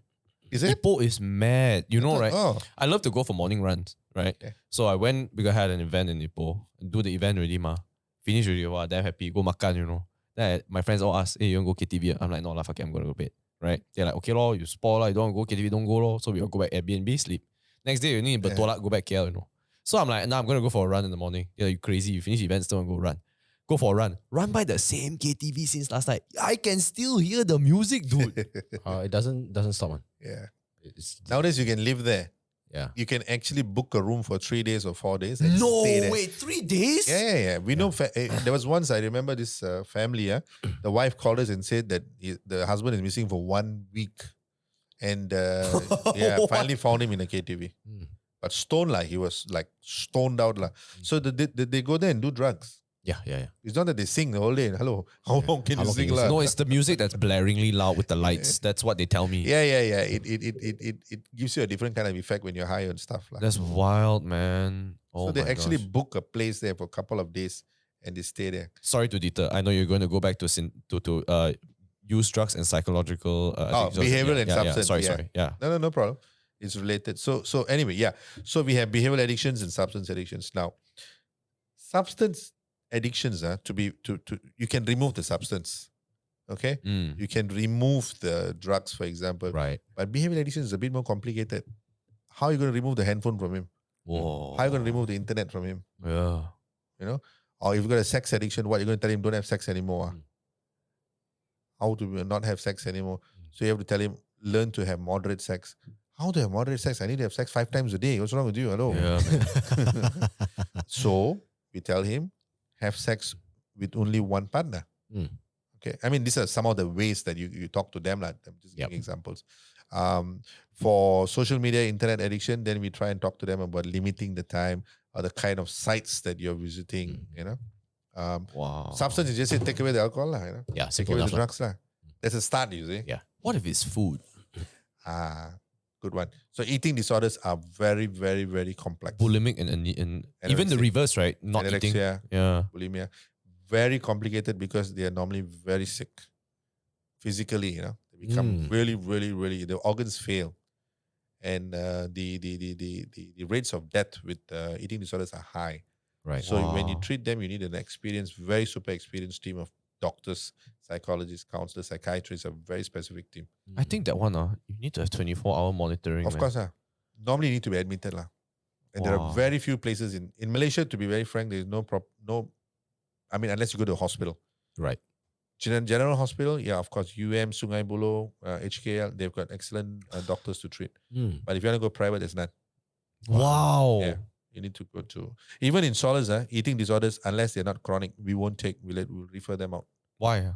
because it's so complicated. And they have to be admitted in a hospital environment to treat them. So we'll refer them to a doctor. Australia, UK is the closest I can think of. Right. If not in the government hospital. How do you distinguish whether, let's say, bulimia is a problem? How would you do it? Like, Okay, well, so when the person eats, I mean, I've seen some patients before, when they drink soup, the oil in the soup also they'll push away. Cannot drink, and then they only take the soup spoons. They'll Yep. calculate the food, the calories also. oh no, Can I that's have me. an extra? That's because you run. I I live don't weights think- also, but like I count, but I don't puke it lah. You see, that's a form of addiction also, Yeah, it is. I like tracking. Yeah, but the reason why I asked this is because I know someone who is bulimic, Okay. and like, I don't know how to phrase this. I don't have to defame anybody. Okay, so I know this person. She enjoys food a lot, but she thinks it's very normal to just Vomit it out. yeah. Yeah lah. It's so Very normal. It's so normal that like it happens like twice a day. Oh, yeah. Yeah, and that's when I was like, dude, I think you got a real problem lah. Twice a day is probably what you know. Definitely more. Yes, definitely more. And you can hear. You can hear it, right? Because it's through a fucking door, right? You go, oh, then you're like, oh man. You know that thing?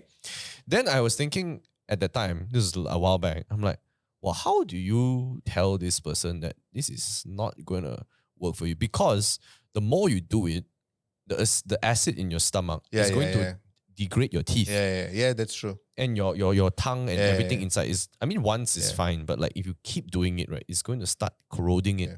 I don't know how to tell that time lah. Now I don't know lah. But I was always so curious because anorexia is like, I had a friend who went through anorexia too in the States. But that one I think she got better. But this one I don't know lah. So it's a bit wild lah. Because bulimia is like the fella looks damn normal, man. She looks like a fine, like she chooses when to vomit and not to vomit. Yeah. That's So, the thing. so it's a disease of control also. So they think that they have control over it, you see. Sometimes we say addiction is a disease of control because you think you can control it. You think you can manage it. Actually, you right, cannot. right. It's Yeah. an illness. How are you going to control your cancer? Yeah. How are you going to control diabetes? That's how we try and phrase it to them. Your addiction or the addiction is very similar to cancer or diabetic, right? You've got no control over it. It has control over you. What you got to do is surrender, stop controlling it and let it go and follow the steps that we have. Right? Yep. Then life becomes easier. It takes a long time. Another problem with people with addictions is that they cannot delay gratification. They don't know how Oh to. yeah, man. You tell them 1 week, 2 weeks, they cannot. Yeah, man. Now, I now can. is now. Now. If I want a phone, I must buy it now. If I want a car, I must buy it now. If I want a girlfriend or boyfriend, I must have it now. You tell me wait for 1 week, work harder, sit for exam. Cannot. Yeah. Because organically their brain is like that. Yeah. For people with ADHD, it's also a struggle. For you and for me, it's a struggle. Sorry, I'm assuming that you have got this, but No, I definitely do. I definitely do. But I've been learning a lot to delay to push. Yeah. That is why you like to exercise. I That is love why you it, love. bro. I love it. I'm guessing if you don't exercise, you don't run, you don't feel good, right? I cannot. Yeah. That's my addiction now. Addiction, huh? Yeah. Because your dopamine is functioning with that run and that high. Yeah. I need to. In fact, the harder my life is, the harder I live, the harder I run, the harder I push, Probably if I had run and exercise when I was younger, I would not have picked up alcohol and I got addicted to sports. Maybe. Doesn't make difference. Doesn't make difference. You wouldn't be sleeping on the streets, just running on the Yeah, streets. exactly. exactly. No. It's.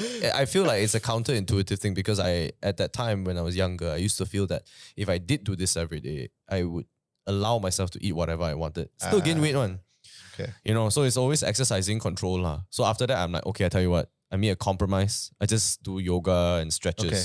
You know what I mean? I just don't push my body so hard. Okay. I confirm get injury one. Yeah. If you don't learn how to relax. So I just I just turn on the YouTube video, just go and stretch in front of the YouTube video for a while, and then I call it a day lah. You still do that? Yeah. Okay, And it feels excellent, great. excellent. So I Yeah. just feel like I think of it as meditation. You're compensating with something else, lah. Yeah. So that obsession, like I was saying earlier, the obsession will always be there, That obsession to wanting to do something over and over and over again repeatedly, will always be there. It's about how you replace it with something that's healthy. Yeah. Even in treatment, when we get people who come for treatment and for addictions, when many of them, when they leave, they compensate it with something else. Some become fitness lah, gym lah. That's the fastest way. You get a high. Yeah. Some become excellent workers. Some become excellent staff or excellent bosses or excellent fathers or excellent husbands or whatever, because that obsession is lifted from the substance onto something else. Actually, I saw somewhere, I read it, I forgot, or was it someone who told me, a majority of those ultra marathon runners, so they run like 100, 200 km. My God. Those are all actually ex-druggies, Oh, really? Yeah. Yeah, a lot of ex-druggies, they have to channel it. And dude, running 100 km is no easy feat, How the hell do you do that? You can. Driving 100 km takes effort for you to prepare for, bro. Yeah, Like, think about it. Do I need snacks? Do I need water? They do. They train to eat while running. Non-stop. They can stop, but I can tell you they would prefer to run. There is this famous ultra runner. She ran, I think, the Moab 400, which is like 400 miles. 400 miles is like 1,200 km plus, So she ran, and she only slept 15 minutes. Sounds like Forrest Gump, lah. Yeah. And she said that she started... Run, Freud, run. Yeah. She even hallucinated like seeing leopards on the moon and shit like that. Yeah. So but she's one of the top lah. She even reached, so first place is her. Second place is 8 hours later, Oh my goodness. Yeah, because people have to sleep, right? Yeah. But that's how hardcore she was on the Joe Rogan Experience. I was like, wow, this woman is insane. That is a form of addiction as well. Yeah, it is definitely a form of addiction. So I can totally understand that channeling lah. But I'm thankful that it's a healthier avenue. Yeah, lah. of course. So is that the goal for you, Dr. Prem? For you to, when you treat patients, they have an underlying obsession which you've stated can only be redirected to a healthier avenue. Is that the goal? Take the bad avenues and redirect them to good avenues? Well, okay, the goal is this. The goal is to get them to see that, you're either at this end of the pendulum, thank you, or this end of the pendulum, but ideally, we should live moderately.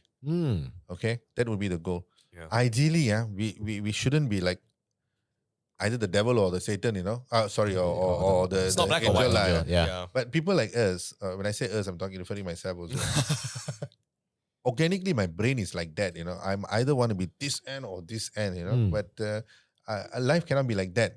I need to learn to find a moderate path of living that keeps me safe, you see. Yep. So this is what we try and explain to patients. But at the same time, we know, from our own experience, of course, from research and science and theory and blah, blah, blah and all that, we know that you can't change the fellow's brain. You can't change the fellow's makeup, right? So we just tell them to make the best out of it, lah. Got you. I see. And if relapses happen, it's okay because it's part and parcel of this process. Yep. It doesn't mean you fail. Come back. Yeah. Come back. So that is why treatment gives people a 50 to 70% chance of being in recovery.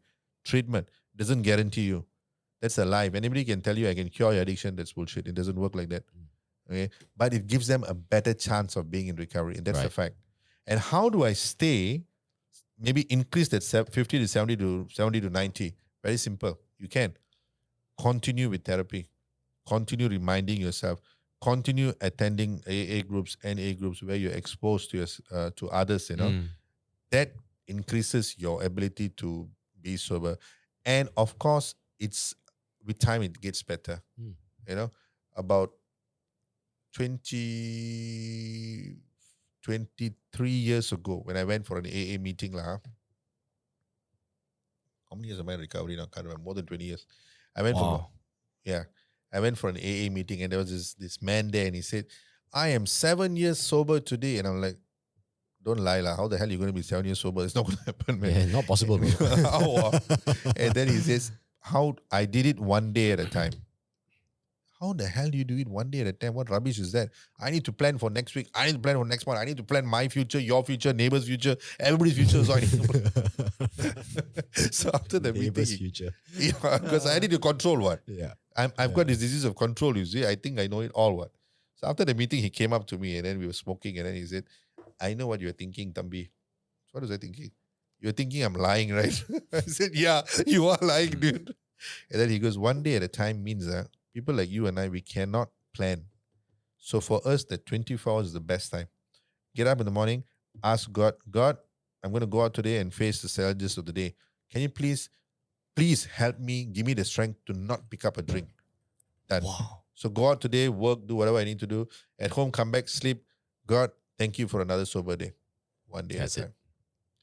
It was the simplest rule to follow. And I still practice that till today. Wow. Yeah, I still do. You wake up every morning. Yeah, and you I pray. Yeah. You go through your day and then you thank God for a sober day. Wow. Yeah. And I still practice that because it keeps me in check. And I know I cannot plan 20. As far as my addiction is concerned, I can't plan because I'm too involved in that. But I can help you. I can help others. I can try and make some sense for them. So for me, I know I cannot, I need help. So I go see my doctor, I see my psychologist. I talk to people in recovery. And like I said earlier, my job helps me a lot, the work I do. Do you see like a lot of people, younger generation going for therapy nowadays compared to like last time? Yeah? Yes. Bigger uptake lah. Yes, because having a psychologist now is a cool thing, man. So you say, kids talking to each other, hey, my psychologist is so and so. Who's your psychologist? Hey, my psychologist is damn cool, he sees me twice a week. How many times you see? So it's becoming a bit of a... Oh, that's good lah, I feel. Good. Yeah.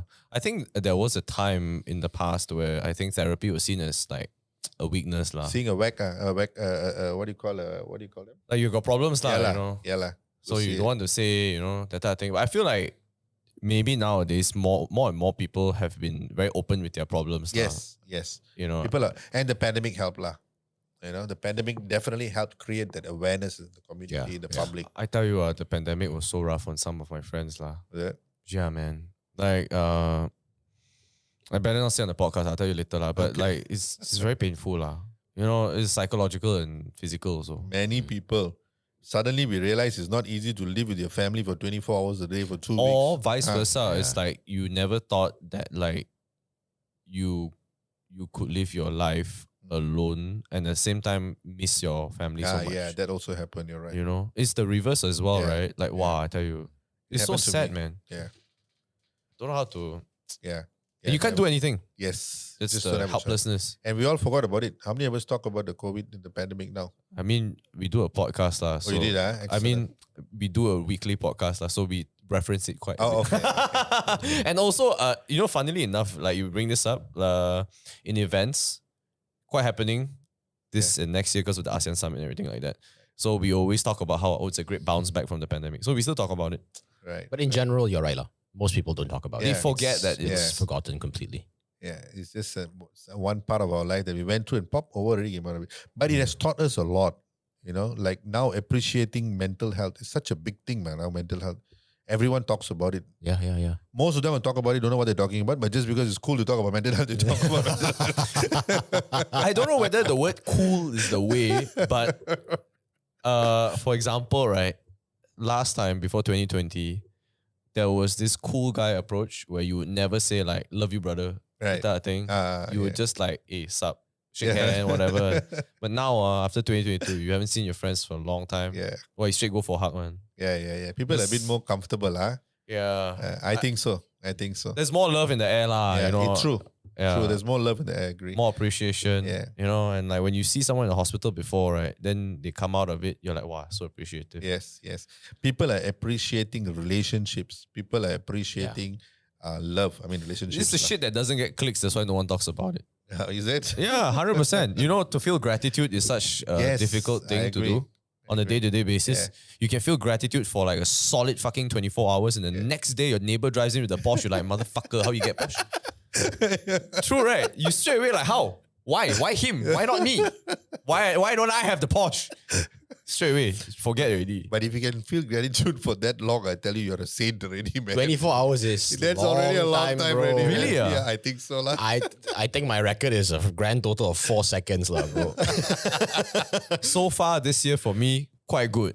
Quite good. Very good. That's Yeah, wake up excellent. in the morning, feel like, wow. That's You know, excellent. I get to sleep 6 to 7 hours today.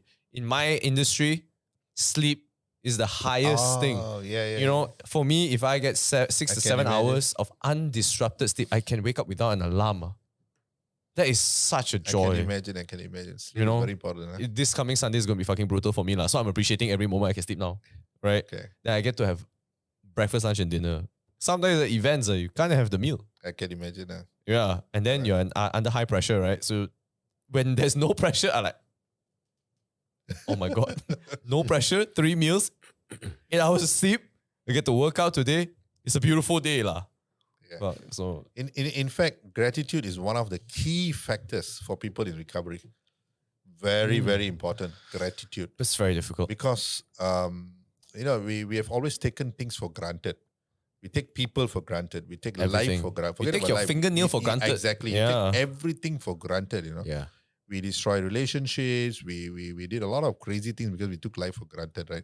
So today in recovery, you got to flip that around and be grateful for almost anything that you have in your life today. In fact, I quite often I say my worst days today, is still better than my best days using. Wow. Because today, my worst days, I don't have to pick a drink. Yeah. I don't have to turn to alcohol or drugs to fix the problem because it won't. Yeah. And I know that, you see.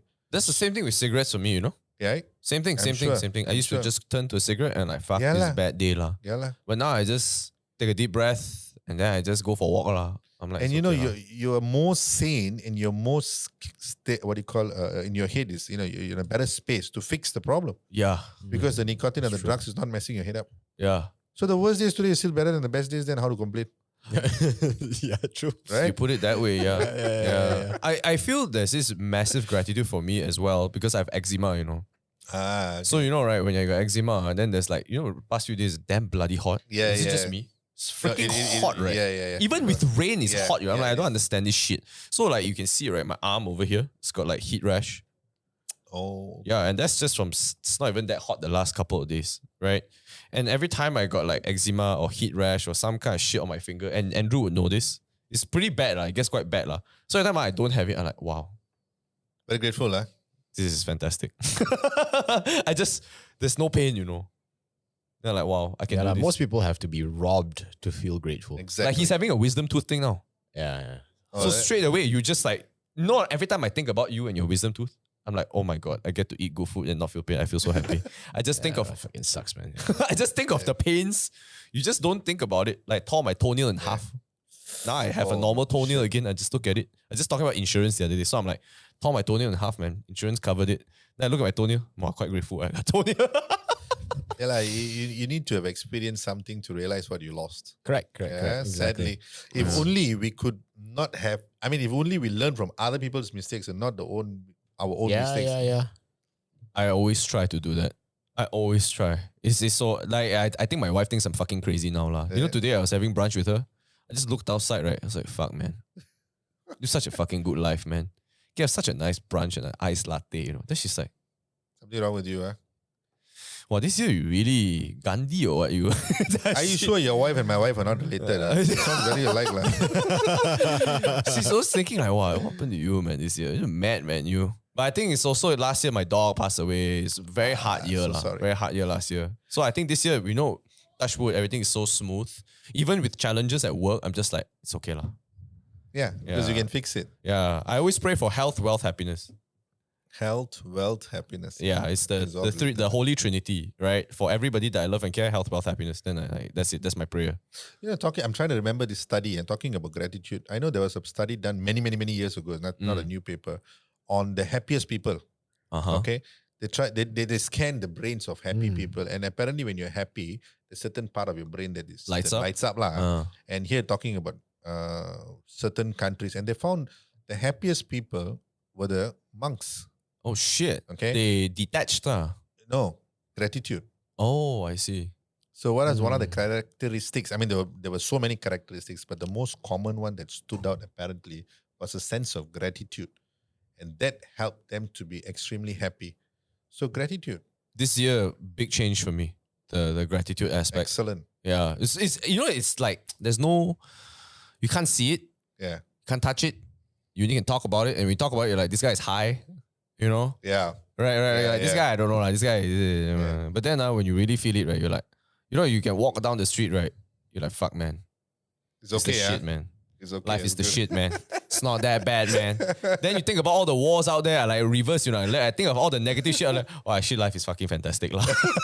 People dying out there. I'm like over here going for my evening walk. Life is good, lah. I would Right. imagine gratitude is somewhat of a muscle. Is You it? have to Use. you have to train. You have of to train. sorts. Yeah, lah. Yeah. Yeah, lah. And if you don't use it, it just Yes. deteriorates. The Yes. reverse is also true, right? Don't you think? It's like depression stems from that. It's like if you always compare, example, or you're envious or you're jealous, that type of thing. So for example, let's say you went to the gym 3 times this week, you feel great. Then another guy comes to you and he's got a 6-pack, but you don't have a 6-pack. Straight away, you just lose it. Yeah. You just lose that gratitude, right? But you're like, but you didn't realize going to the gym 3 times a week is already a very big accomplishment for most people, right? Yeah. Then you think about it, then it just spirals downwards. Like, see, actually, my car is a piece of shit. Fucking. You want to change your car or what, brother? This one, like, No, my car is fantastic. okay. Yeah, He I'm keeps just saying, talking about Porsche. And Yeah, I thought your neighbor drives CX-5, not Porsche. Yeah, he does. Okay, not It's Porsche. a Okay, metaphorical example. Just felt personal a bit, so I thought it was real. Yeah. Then I'm like, wow, it spirals down fast too. It's the muscle thing is absolutely true. Yeah, I guess that's why that man told me many years ago the one day at a time concept lah. Yeah. You practice lah daily, and then it gets correct. easier with time. It's muscle. It's Yeah. muscle. A curious side question. Have you seen this show called BoJack Horseman? No. Oh, I think so you'll many nice love it. movies you're talking about. I have to go check it out. TV series. It's a Oh, there? cartoon, but Oh. it's about addiction. Okay. I think you would enjoy BoJack Yeah? Horseman. Right. It's animated. That's one BoJack, thing, yeah? Uh-huh. but the It's very serious. the script is very, very adult, very, Oh, really? very nuanced. Looks ridiculous, lah. Okay, but Okay. the script, the storytelling, the narrative of what they're trying to discuss. Oh, wow. Very, Okay. very adult, very deep. Yeah, it's a strange, weird cartoon type of thing, but I think you will enjoy it a lot. It's a lot about addiction. So he goes into running too because he also is going through depression and addiction. And in the end, he kind of seeks out like a better version of himself. Okay. Yeah, quite interesting. His girlfriend is a cat or something, I think. It's a good movie to show in rehab. TV series, but yes, good shit lah. I feel. I want to ask about the government's assistance also. So, like for example, when you started Solace, was there a lot of government assistance because it's something that's no? Nope. That's fucked up. Before you Man. finish the question, I answered already. do they feel as if it's not a priority? Okay, maybe to be fair, let me rephrase it. The government knows, okay? Malaysia, we know, I'm talking about our country. There's a huge problem, right? We've been trying very hard to battle the problem. We have ministries, we have the National Drug Agency, we have a lot of things. But I think the problem is that trying to keep up with the problems and finding a solution is not happening. So we keep doing the same things over and over again to treat them. It's not gonna work. Yeah, and then how you expect different results lah? Yeah. Because the drug scene is getting worse. The drug problem is getting worse. And you're just using the same shit. Yeah. What's the difference? For example, you're using the same technique of treating, for simple words, using the same technique to treat people when there's a new types of problems, new type of shit arising. It's not going to Harder challenges too. Yeah. So we are doing a lot of stuff. But when we started Solace many years ago, 13 years ago, and we went to the government and said, guys, can you help us? They said, why? Wow. Yeah, because we want to bring this technology into my country. Where are you bringing this technology from? Yeah, I learned, blah, blah, blah. I think it'll help. Yeah, but you are private. Yes, we are private. What kind of help you want? We don't have funds. I think we don't want funds. Help us with the licensing, help us with stuff like that. They did. Oh, okay. Okay, that they did, to be fair, right? They came, they helped us, and they were very curious. They thought we would fail. Lah. They're very curious. They're very curious. Who the hell is going to come to a private rehab and get treated? Malaysians don't do that. In fact, I also actually initially thought majority of patients are going to be foreigners. Strangely, Malaysians come. Mm. They actually paid money Wow. because you have to pay of your own pocket. What is Yeah. And it's shouldn't be- private, so it means It's private. Yeah. You know, so Malaysians started coming and said, "Hey, good, people are coming." So we try to bring the cost lower, operating cost lower, so more people could afford. Yeah. And then we realized there were big population which couldn't afford treatment, and the treatment has to be customized to specific needs of everybody. You see, Yep. so we started centers which were more affordable, lah, Mm. and we allowed Malaysians to seek treatment there, which worked well. Then, as we went along, we thought, you know what? It's not just treating addictions. You got to treat the family also. Yeah. So we expanded our services. We brought in new technology. We started revisiting our own treatment program. And then we said, hey, you know what? Not everyone can come into rehab because they have work. They can't commit to being Yeah. 1 month in treatment or 2 months in treatment. We started outpatient clinic. Oh, wow. Yeah, which was fantastic. Now people could come and pay money and see the psychologist twice a week, 3 times a week. Mm. At least they get some kind of support. Yeah. Instead of saying, hey, I cannot go to rehab because I can't commit time and money. Now, at least it's outpatient. Mm. So that we moved into outpatient, which worked. And then we said, let's revisit our whole treatment program. Let's start doing more science. And we started organizing conferences. Mm. Oh, okay. Yeah. So we are a bit into R&D also. Some of us are scientists ourselves. Mm. So we organized the first addiction conference in the Mm. country. Fantastic. We brought in lots of When foreigners. was this? 2000, the first one was 2022. Does it happen annually? It's yeah. So we got it. Oh. We've done 2 so far. The next one is next year. Wow. So as we went along, we realized we need to revisit our own treatment methodologies. Mm. And we brought in new methodologies to treat. Mm. Then I said, hey, let's take this to the government. Let's go have a chat with them and tell them, guys, you know what? We want to help. We don't want your money. We're not asking for money, but we want to try and help you, introduce you to these techniques that we Were have. they skeptical? Yeah. I knew it. I fucking knew it. So we kept going back over and over and over again. But I guess, we have our own way of thinking as in the government, right? It's a bit difficult. So we left it aside. And then I said, let's go international. Lah. Okay? Suddenly, okay. No. We staff build was- rehab in other countries now. Oh shit! That means it's okay lah. It's Yeah. going well, lah. No, okay, in the sense that it worked, lah. So we get a call one day in 2022, I think, from the Oman. Mm. Oman.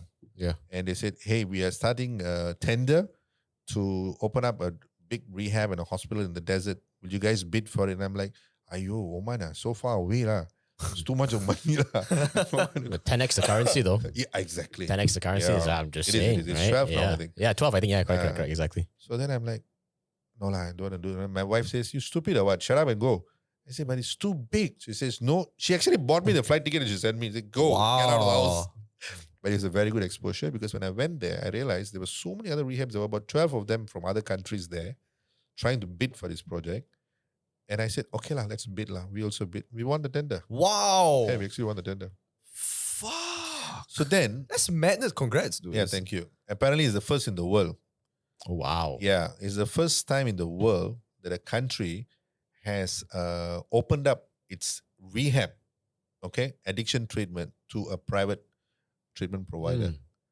Wow. So now we are setting up a 38 bedded rehab and a 26 bedded detox center in Ooh. Oman, right, in the desert, right?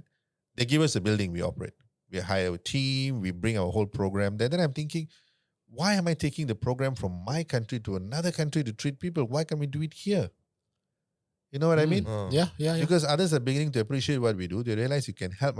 Yeah. So we should do it in our own country. So now I'm trying to, talk to the government, to the policymakers and tell them, let us share. Let us share it with you. Mm. Because the country does have a huge, massive problem.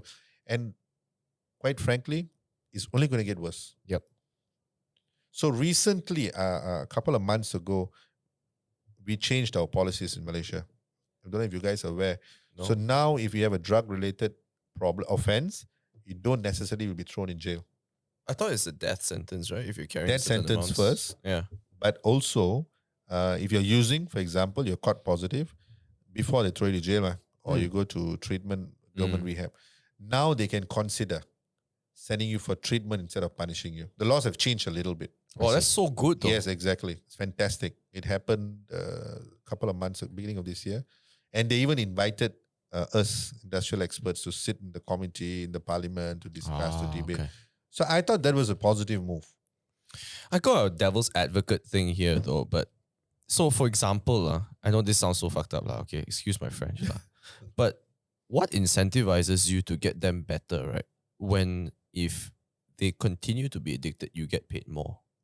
You know what I mean? Good question. You know what I mean? It's like Yes. if I can low key, Yeah, you keep coming back, you pay us. Right? Yeah. Good for business, right? yeah. So your business is like working in reverse. You know what I mean? Like you're trying to drive away business by getting them better, whereas I feel like they would be very dependent on you. You know what I mean? Yeah. Well, okay. Let me You got to be like God's, the new Jesus lah. Let's go lah. Dr. Prem, let's go. No, it's about. Well, no, our motto is that we need to work ourselves out of a job. Okay. Okay. So in the sense that you don't come and see me 10 times to get better. No. See me twice, get better, and go. Don't come back again. So the motto is to try and work ourselves out of a job. And what is good for business is that there are so many people to treat. There are so many people to treat, So you don't need to worry about running out of business. There are enough sick people out there. Oh. Your demand way outstrips Yeah. supply in this case. Yeah. I mean, for us, Solace is the only rehab in Malaysia, is a private rehab running scientific-based treatment approach. So there's not much competition. Another layered question, if you don't mind. I don't know how deep you can divulge, but who did you pitch to when it came to investment into this? Because it's not a standalone single fella, I'm going to pour all my money and life into this, right? So who did you approach and how did you decide who to approach? Okay. So initially, when we went to Sabah, that time we had a partner, local partner who helped us, and we started off. Then after a couple of years, when I moved back to KL, the family, it's a family-run industry now, as in my family. Oh, okay. Yeah, so that helped. The family got together. They said, "Okay, come, let's do this. We'll support you." And looking at my dad, wow, you trust me now? Those days you never trusted me. Now you trust me suddenly. I'm still waiting for that day. I'm still waiting for that day for my dad. Okay. Also, it was an accumulation of your family efforts. Yeah. Wow. So that helped. That's so supportive of them, though, I feel. Yeah, because you see, they saw the changes. You see, they recognize it, and this happens with any family when they see their loved one getting better and the loved one doing something good out of his life, that hope comes back and they want to support. That's very important. That's why earlier I was saying it's not only just about treating the addict, it's also the family that needs support. Yeah. Because this virus, once it inflicts the family, the whole family becomes dysfunctional. It's not just the individual. Remember, we live a very collectivistic family. Yeah. Right? So now, my son got addiction. Close. Don't tell the neighbor. Don't tell the friends. No more function, no more party, too embarrassing. Never mind, let him stay inside the house, So when the family closes up like that, the addict only gets worse because he's not being treated, he's being protected for the addiction. Shielded. Shielded, that's a better right word. And then the rest of the family members are taking on different roles already, man. The father becomes an angry man, for example, the mother starts to protect the son. The mother takes money from the father to give the son because the son says, if you don't give me $50 now, I'm going to kill myself. I'm going to commit suicide, And then the other siblings, children are neglected. Yeah. One fellow becomes like, okay, you all don't care about me. I study and take care of myself, So you call them the different characters, like there'll be a mascot in the family. There'll be a hero in the family who suddenly does very well, starts to study very hard, starts to excel. To attract the attention away from the problem. The addict becomes the victim. Poor me. Nobody's here to support me. God hates me. The husband and wife now are at conflict with each other already. Wow, there's so many intricacies in this shit. There's more. That's so now sad. with all this dysfunction going on, they close up, the addict just gets worse, right? Because he's not being treated. Yeah. One fine day, something goes badly wrong. Or say the police catches the fellow, he's in trouble with the cops. Then the family realize, okay, no choice. Let's go put him in treatment. So you pluck him out of this dysfunctional structure. You put this fellow in the washing machine, he's being treated. Okay? It's being cleaned up. What about the family? All the problems that they have amassed are not treated as well. Yeah. So this fellow gets treated 3 months or 6 months or whatever. You put him back in that environment which is untreated. It's a matter of time. Before he relapses. Exactly. Oh, fucking So hell. that is why I see. you have to treat the families as well. You need to understand that whole structure, the dysfunction that's going on. So they are prepared when this guy goes back home. This collectivist thing is so dangerous Yeah. in a way. So in this instance, lah. Wow. So when the family sees him better, going back to that earlier statement, They don't want to go back to that word, yeah, clearly. lah, of course. So they'll find ways to make things better. They support you. Wow. Hope comes back. The hope is not only for the individual, but for the whole family as a unit. Yep. Remember, we function as a families function as a unit here. Everybody has a role to play with each other. Every Sundays you sit down for dinner, you talk, or maybe even every day you sit down, the whole family, you talk to each other, you share problems, you share strengths, you share weaknesses, and we support each other. Wow, that is such a different perspective, man. I didn't even think about that. Yeah, neither did I. Yeah, because after recovery, which is already a challenge and a half to go through, Correct. you throw them back in there, then that's it lah. Yeah. So that is why sometimes when they go back home, they relapse. Yeah. What are some of the ways you treat the families though? How do you do it? Therapy. Is it so? It's just like individual therapy, or is it? We get the group families therapy? to come into group therapy, individual therapy, educate them, psychoeducation, allow them that space to also start sharing and opening up, because they have seen a lot of trauma, right, with the guy, right? They've gone through so much as well, and some of them may have even supported the addiction in some way, like I was saying, the mother giving the money, that's not helpful. What? Yeah, it's just adding fuel to the Yeah, flame. again, that's called codependent behavior. So now I am dependent on you, you are dependent on the drugs. So I'm feeding you to take your drugs. Yeah, So now you and I have a codependent relationship already, you see. yeah. So sometimes when we remove the guy from the family and we put him in treatment, suddenly the family realizes they there's got a no void. problem, There's a void. Yeah. Hey, where's the problem? How Yeah. come now our roles have shifted back again? Right. I can't function. Bring him back. They call us up and say, I think 1 week enough. You bring him home, he should be fine already. It's a familiarity thing. Yeah. So they actually needed him to be the addict for them to function. Yes. I see. I mean, I can tell you so many stories, man, if you talk about this. Damn, man. So many stories. Have there ever been cases where it's so bad, it's just like it's irreversible? Are there cases like that? Yeah. Okay. For example. There's no hope already, Like, Oh, you mean for the for addicted person, the patient or the family? I don't know whether you can divulge into patient confidentiality, right? But like, I'm just wondering, like, because you've done this for quite a while now, and I'm very sure there are indicators where you see like, dude, this one confirm no hope lah. Are there like indicators like that because of a certain thing you went through? Well, okay. Personally, if you ask me, for me lah, personally, like if you ask me, then my logic would be, if I can recover, anybody can recover lah. That's my logic also lah. Yeah. But the truth is, sometimes you do see people who just cannot lah. Is it? I see. Yeah, there are instances that like that also. You cannot tell on the podcast lah. I mean, you mean as in a story, yeah? You don't need to tell who lah. but I Well, don't know yeah, whether of you course. can. Sometimes they come in and out for treatment 7 times, 8 times, 9 times, and then you got to tell the family member, maybe you should start considering the law lah. He may have to go to jail to experience it. No. Yeah. Way, Sometimes you man. don't have a choice. I mean, I think the fundamental principle is you've tried 7, 8 times. Yeah. To continue trying again and expecting something different is insanity. See, sometimes you Institutionalized. Thank you. Yeah. That word. That's the word. Yeah. The fellow so much that he cannot function outside. He can only function inside. This is his comfort. This is his comfort, and then what do you want to do? So, Oh, man. see, I'll give you, example for me, all the while from my younger days, my family saved me.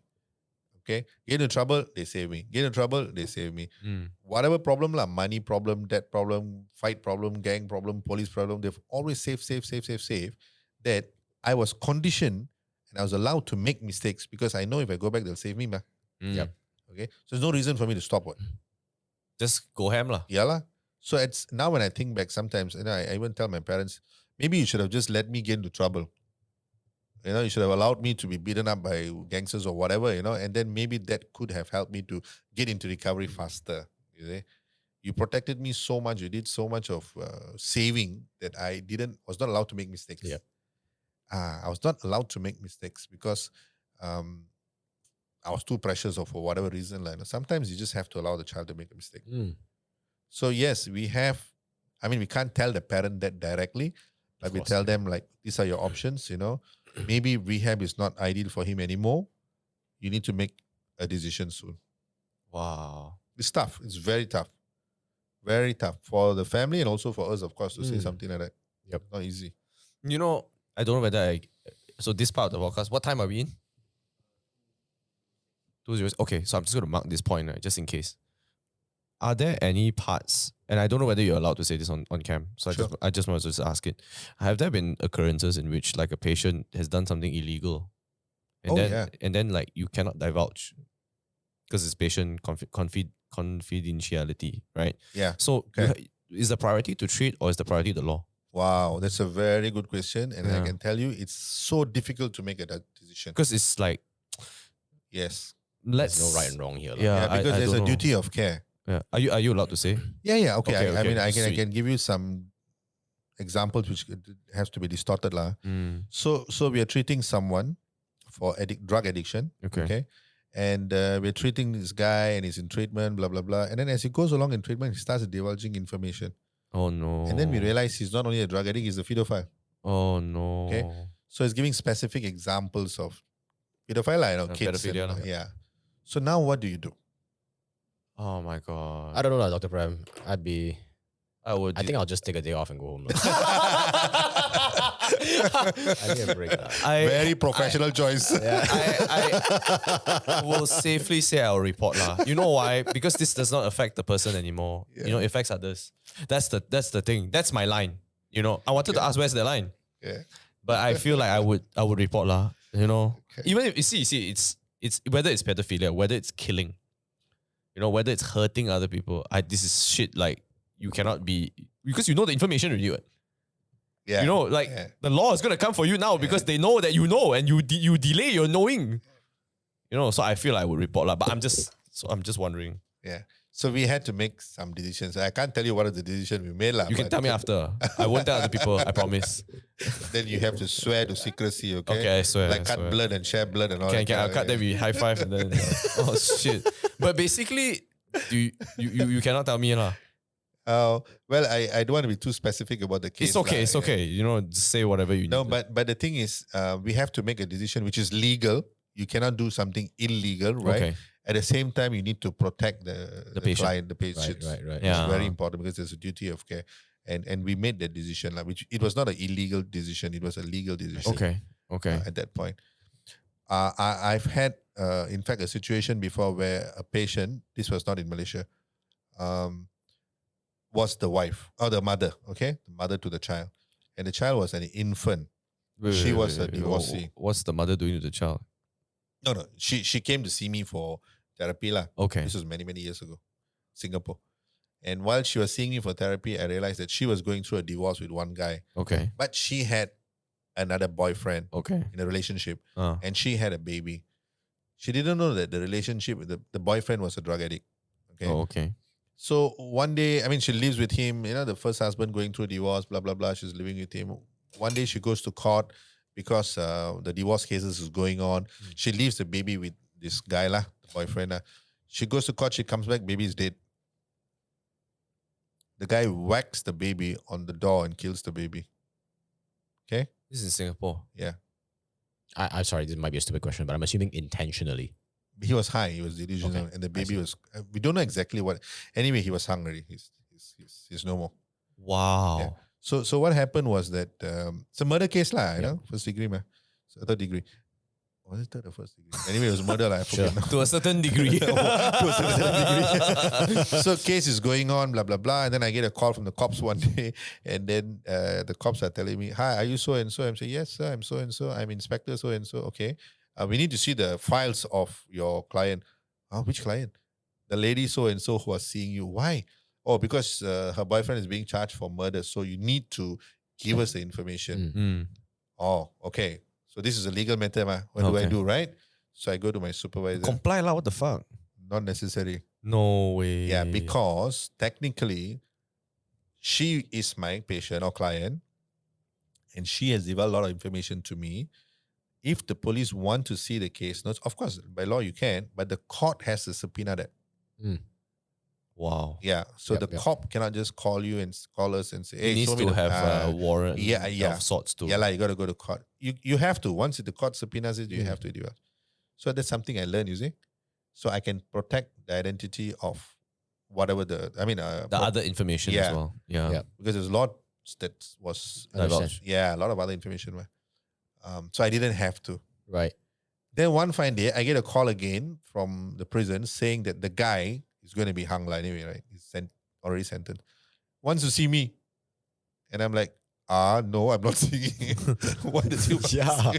Why the fuck would you comply with that shit, man? Yeah. So I'm like, again, I went back to my supervisor and I said, why this guy wants to see me? I don't think I want to see him. He said, it's okay, you don't have to see him. It's a choice you can make. So I didn't. But anyway, he was hung. So the point is that, sometimes with cases we manage, right? Confidentiality, duty of care to the clients, and the law. There's a line that we need to make a decision. That is so challenging. I think this comes with a lot of experience, right? Yes, it does. If a cop called me and asked me for anything under I the sun, will I'll be like, hey bro, come send me a WhatsApp, I send you now. Yeah, bro. Right? No questions asked, bro. Yeah. It comes with experience that you know a subpoena is that's where we draw the line in terms of legality, what's required and what's not. Yeah. But that's in Singapore lah. So Malaysia, how it's the same thing, right? Same. Okay, thank God lah. I learned something today lah. Wow, man. That is so hard lah. Yeah, so that's why we have peer supervision, we discuss cases, we have seniors, we have supervisors, and we discuss things before we make decisions like this. Tough decisions you cannot make on your own. You need advice. You need to get the right kind of advice. How big is your team now at Solace? So I in Solace, if I'm not mistaken, we should have about 22, 25 people. Okay. But globally, in our clinics, we have clinic in Penang. We do some work in the Philippines. Oh wow. Now in Oman. Globally, I think right now we should have about 130, maybe 135 people. Wow. Around there. Huge. Yeah, it's getting bigger. It's good that people recognize this. I think so too. Yeah. I think so too, man. I think like a lot of times, I don't want to divulge also lah. I don't know lah. Maybe it's just age, man. I swear, I feel like, when I was younger, my dad went back to Malacca and he came back and he's not that happy, Then I was like, why lah? It's like, older you get, more friends you see that don't turn up. Yeah. For obvious reasons. Yeah. And then like, the older I'm getting now, I feel like I just bumped into my friend, I told you that dad passed away and everything. Like, wow, actually time is just so crazy, man. People pass away so fast. And because of reasons like suicide, depression. Yeah. I feel like, it's God sent that we are actually going into this age where we actually talk about problems. Yeah, exactly. And we can talk about it and people can learn something about it. Yeah, man. It used to be so taboo. Even talking about like constipation last time. As a kid, if you talk about shitting, it's like, you're like, wow, he said he talked about his shit. Like that thing, right? Yet literally everyone takes a shit. Yeah. Brilliant irony of it all. Yeah. I also feel like I'm reaching this level in my life, a bit TMI, about like getting my wife pregnant, right. That type of thing. And then you're so open, having conversations with my friends that are trying to get their wives pregnant as well. Then I just like, damn, at least we are in this timeline in which we can. Yeah. I feel like I would be so depressed if I were to be thrown back in time and I cannot have a conversation like that. I don't think we can survive if we are thrown back in time. I don't think so either. Maybe this is why we fragile as fuck lah. Maybe a part of us. We are not resilient, brothers. Right? Like, I think if you can have a very open conversation nowadays, clarity goes a long way. Yeah. Even things like this, what you guys are doing is amazing. Where got podcast those days? Who would sit down and spend? We are not doing shit lah, Dr. Prem. You are doing God's work. We are just messengers in this. But the thing is, the message has to go out, you see, and this is what helps. I think so too. To be very honest, I'm wondering how the hell I sat down for 2.5 hours. I don't know, you didn't feel shit, right? I thought after 20 minutes you forget one. No, I will lose focus after 20 minutes. I can't say that. Dude, I got ADHD, okay? I can't sit for so long. This one is amazing. This is amazing what you guys are doing. I Seriously. love it. This is my personal addiction. This is your high lah. Yeah, you know when yeah, absolutely. I love long format conversations where we go deep. Really? You know, this is why I never liked the club. I never like going to okay. loud bars. You know, people always used to be like, dude, why do you not like? I'm like, it's because I'm not getting anything out of it. I love a long format conversation, which I learn things about. Yeah, So I've always loved this type of shit lah. And you're helping so much. So much. You're going to get the message out. People can learn that they don't have to suffer alone. You know, people realize that if I got an addiction, I can be treated. Yeah. If I got a mental health problem, it's not that I'm a bad person, I'm a sick person. You're you just like everyone else. Yeah. Everyone's got a Yeah. fucking problem that Yeah. you gotta deal with. That's Yeah. so true. And there are options to be treated. If Yeah. you can't afford it, it doesn't mean you cannot recover. Even if you can't afford it, you got no money, there's so many places you can call. Google, there are government lines, hotlines that you can call and get treated. We are lucky, man. You know Yes. Bing, you know the search engine Bing? Yeah. You know, it's so weird. Bing is supposed to be very helpful. So if you go Google suicide, you just search Google suicide. Uh-huh. It will have a hotline there that says like, call this hotline if you need help with Yeah. whatever. You Bing, right? How to commit suicide, bro. The list of ways how to Yes. commit. I'm like, what fucking Yes. crazy, man, that website. Yes. That's true. That's true. That's hilarious now. That's Okay. true. I've no more questions to ask. This is a lovely conversation. Thank you so Yeah, much. it's I awesome, really Dr. enjoyed Prem. myself. Shit. You know, Thank you. I told my wife this morning, I'm like, this fucking 2 p.m. is going to be a fucking amazing podcast. I just know it. Yeah. I love talking about this type of shit, especially when you go deep. So I really appreciate you coming Oh, on. thank you. To Thanks be for coming honest, on. I don't know how the hell I sat through 2.5 hours because I enjoyed myself really. I appreciate you. I'm glad you did. I'm glad you did. You know, Thank you. Yeah, you know, there was a podcast we went like 5 hours before, 4 hours before. Wow. Yeah, I should send you the link lah. I send you the Yeah, link. please. It's about Najib's ex-advisor, and he is saying that, you know, it's not exactly Najib Razak's fault. Wow, crazy. Oh, yo. I went That's in there. Spicy. We went in there 9 p.m. and we were like, this is going to be an hour and a half tops. Then we just going to call it day lah. Yeah. Fucker podcast went to 2, you know. Wow. And you didn't even feel it. Didn't even feel it. Yes, huh? Yeah, it's the magic of this place. Yeah. Yeah. And you got this place is fantastic because outside it looks like some kind of a drug den. Yeah, And you open it up, wow, lovely place inside here. You thought you were gonna relapse here, huh? I was thinking some pusher gonna come to me and shove something inside my pocket. No lah. It's cheap rent. It's cheap rent and it's near my office because I do the event stuff here. So all these are the event camps lah. Oh. Yeah. So I okay, do okay, something okay, out of okay, it instead of makes letting it sense. collect dust. You know, makes sense. Makes Yeah. sense. Okay. Thank you so much, Dr. Prem. Thanks, gentlemen. I'm going to Thank link you. all your Solace stuff. Maybe you just WhatsApp me what you need to put. I'll Okay. put in the description below. People Okay. need help. They can reach out to you and whatever. Thank you so much. Uh, Thank you. Really enjoyed myself. Nice Yeah, way to likewise, start the likewise. Saturday. I love this shit lah. I live for this shit, you know. Yeah. And you get a high out of it. All I right. love it. Yeah. Thank you. Don't Thank forget to you. like, comment, subscribe. Don't forget to follow Dr. Prem. I put all your socials and everything here as well. Thank you. Okay. It's crazy, man.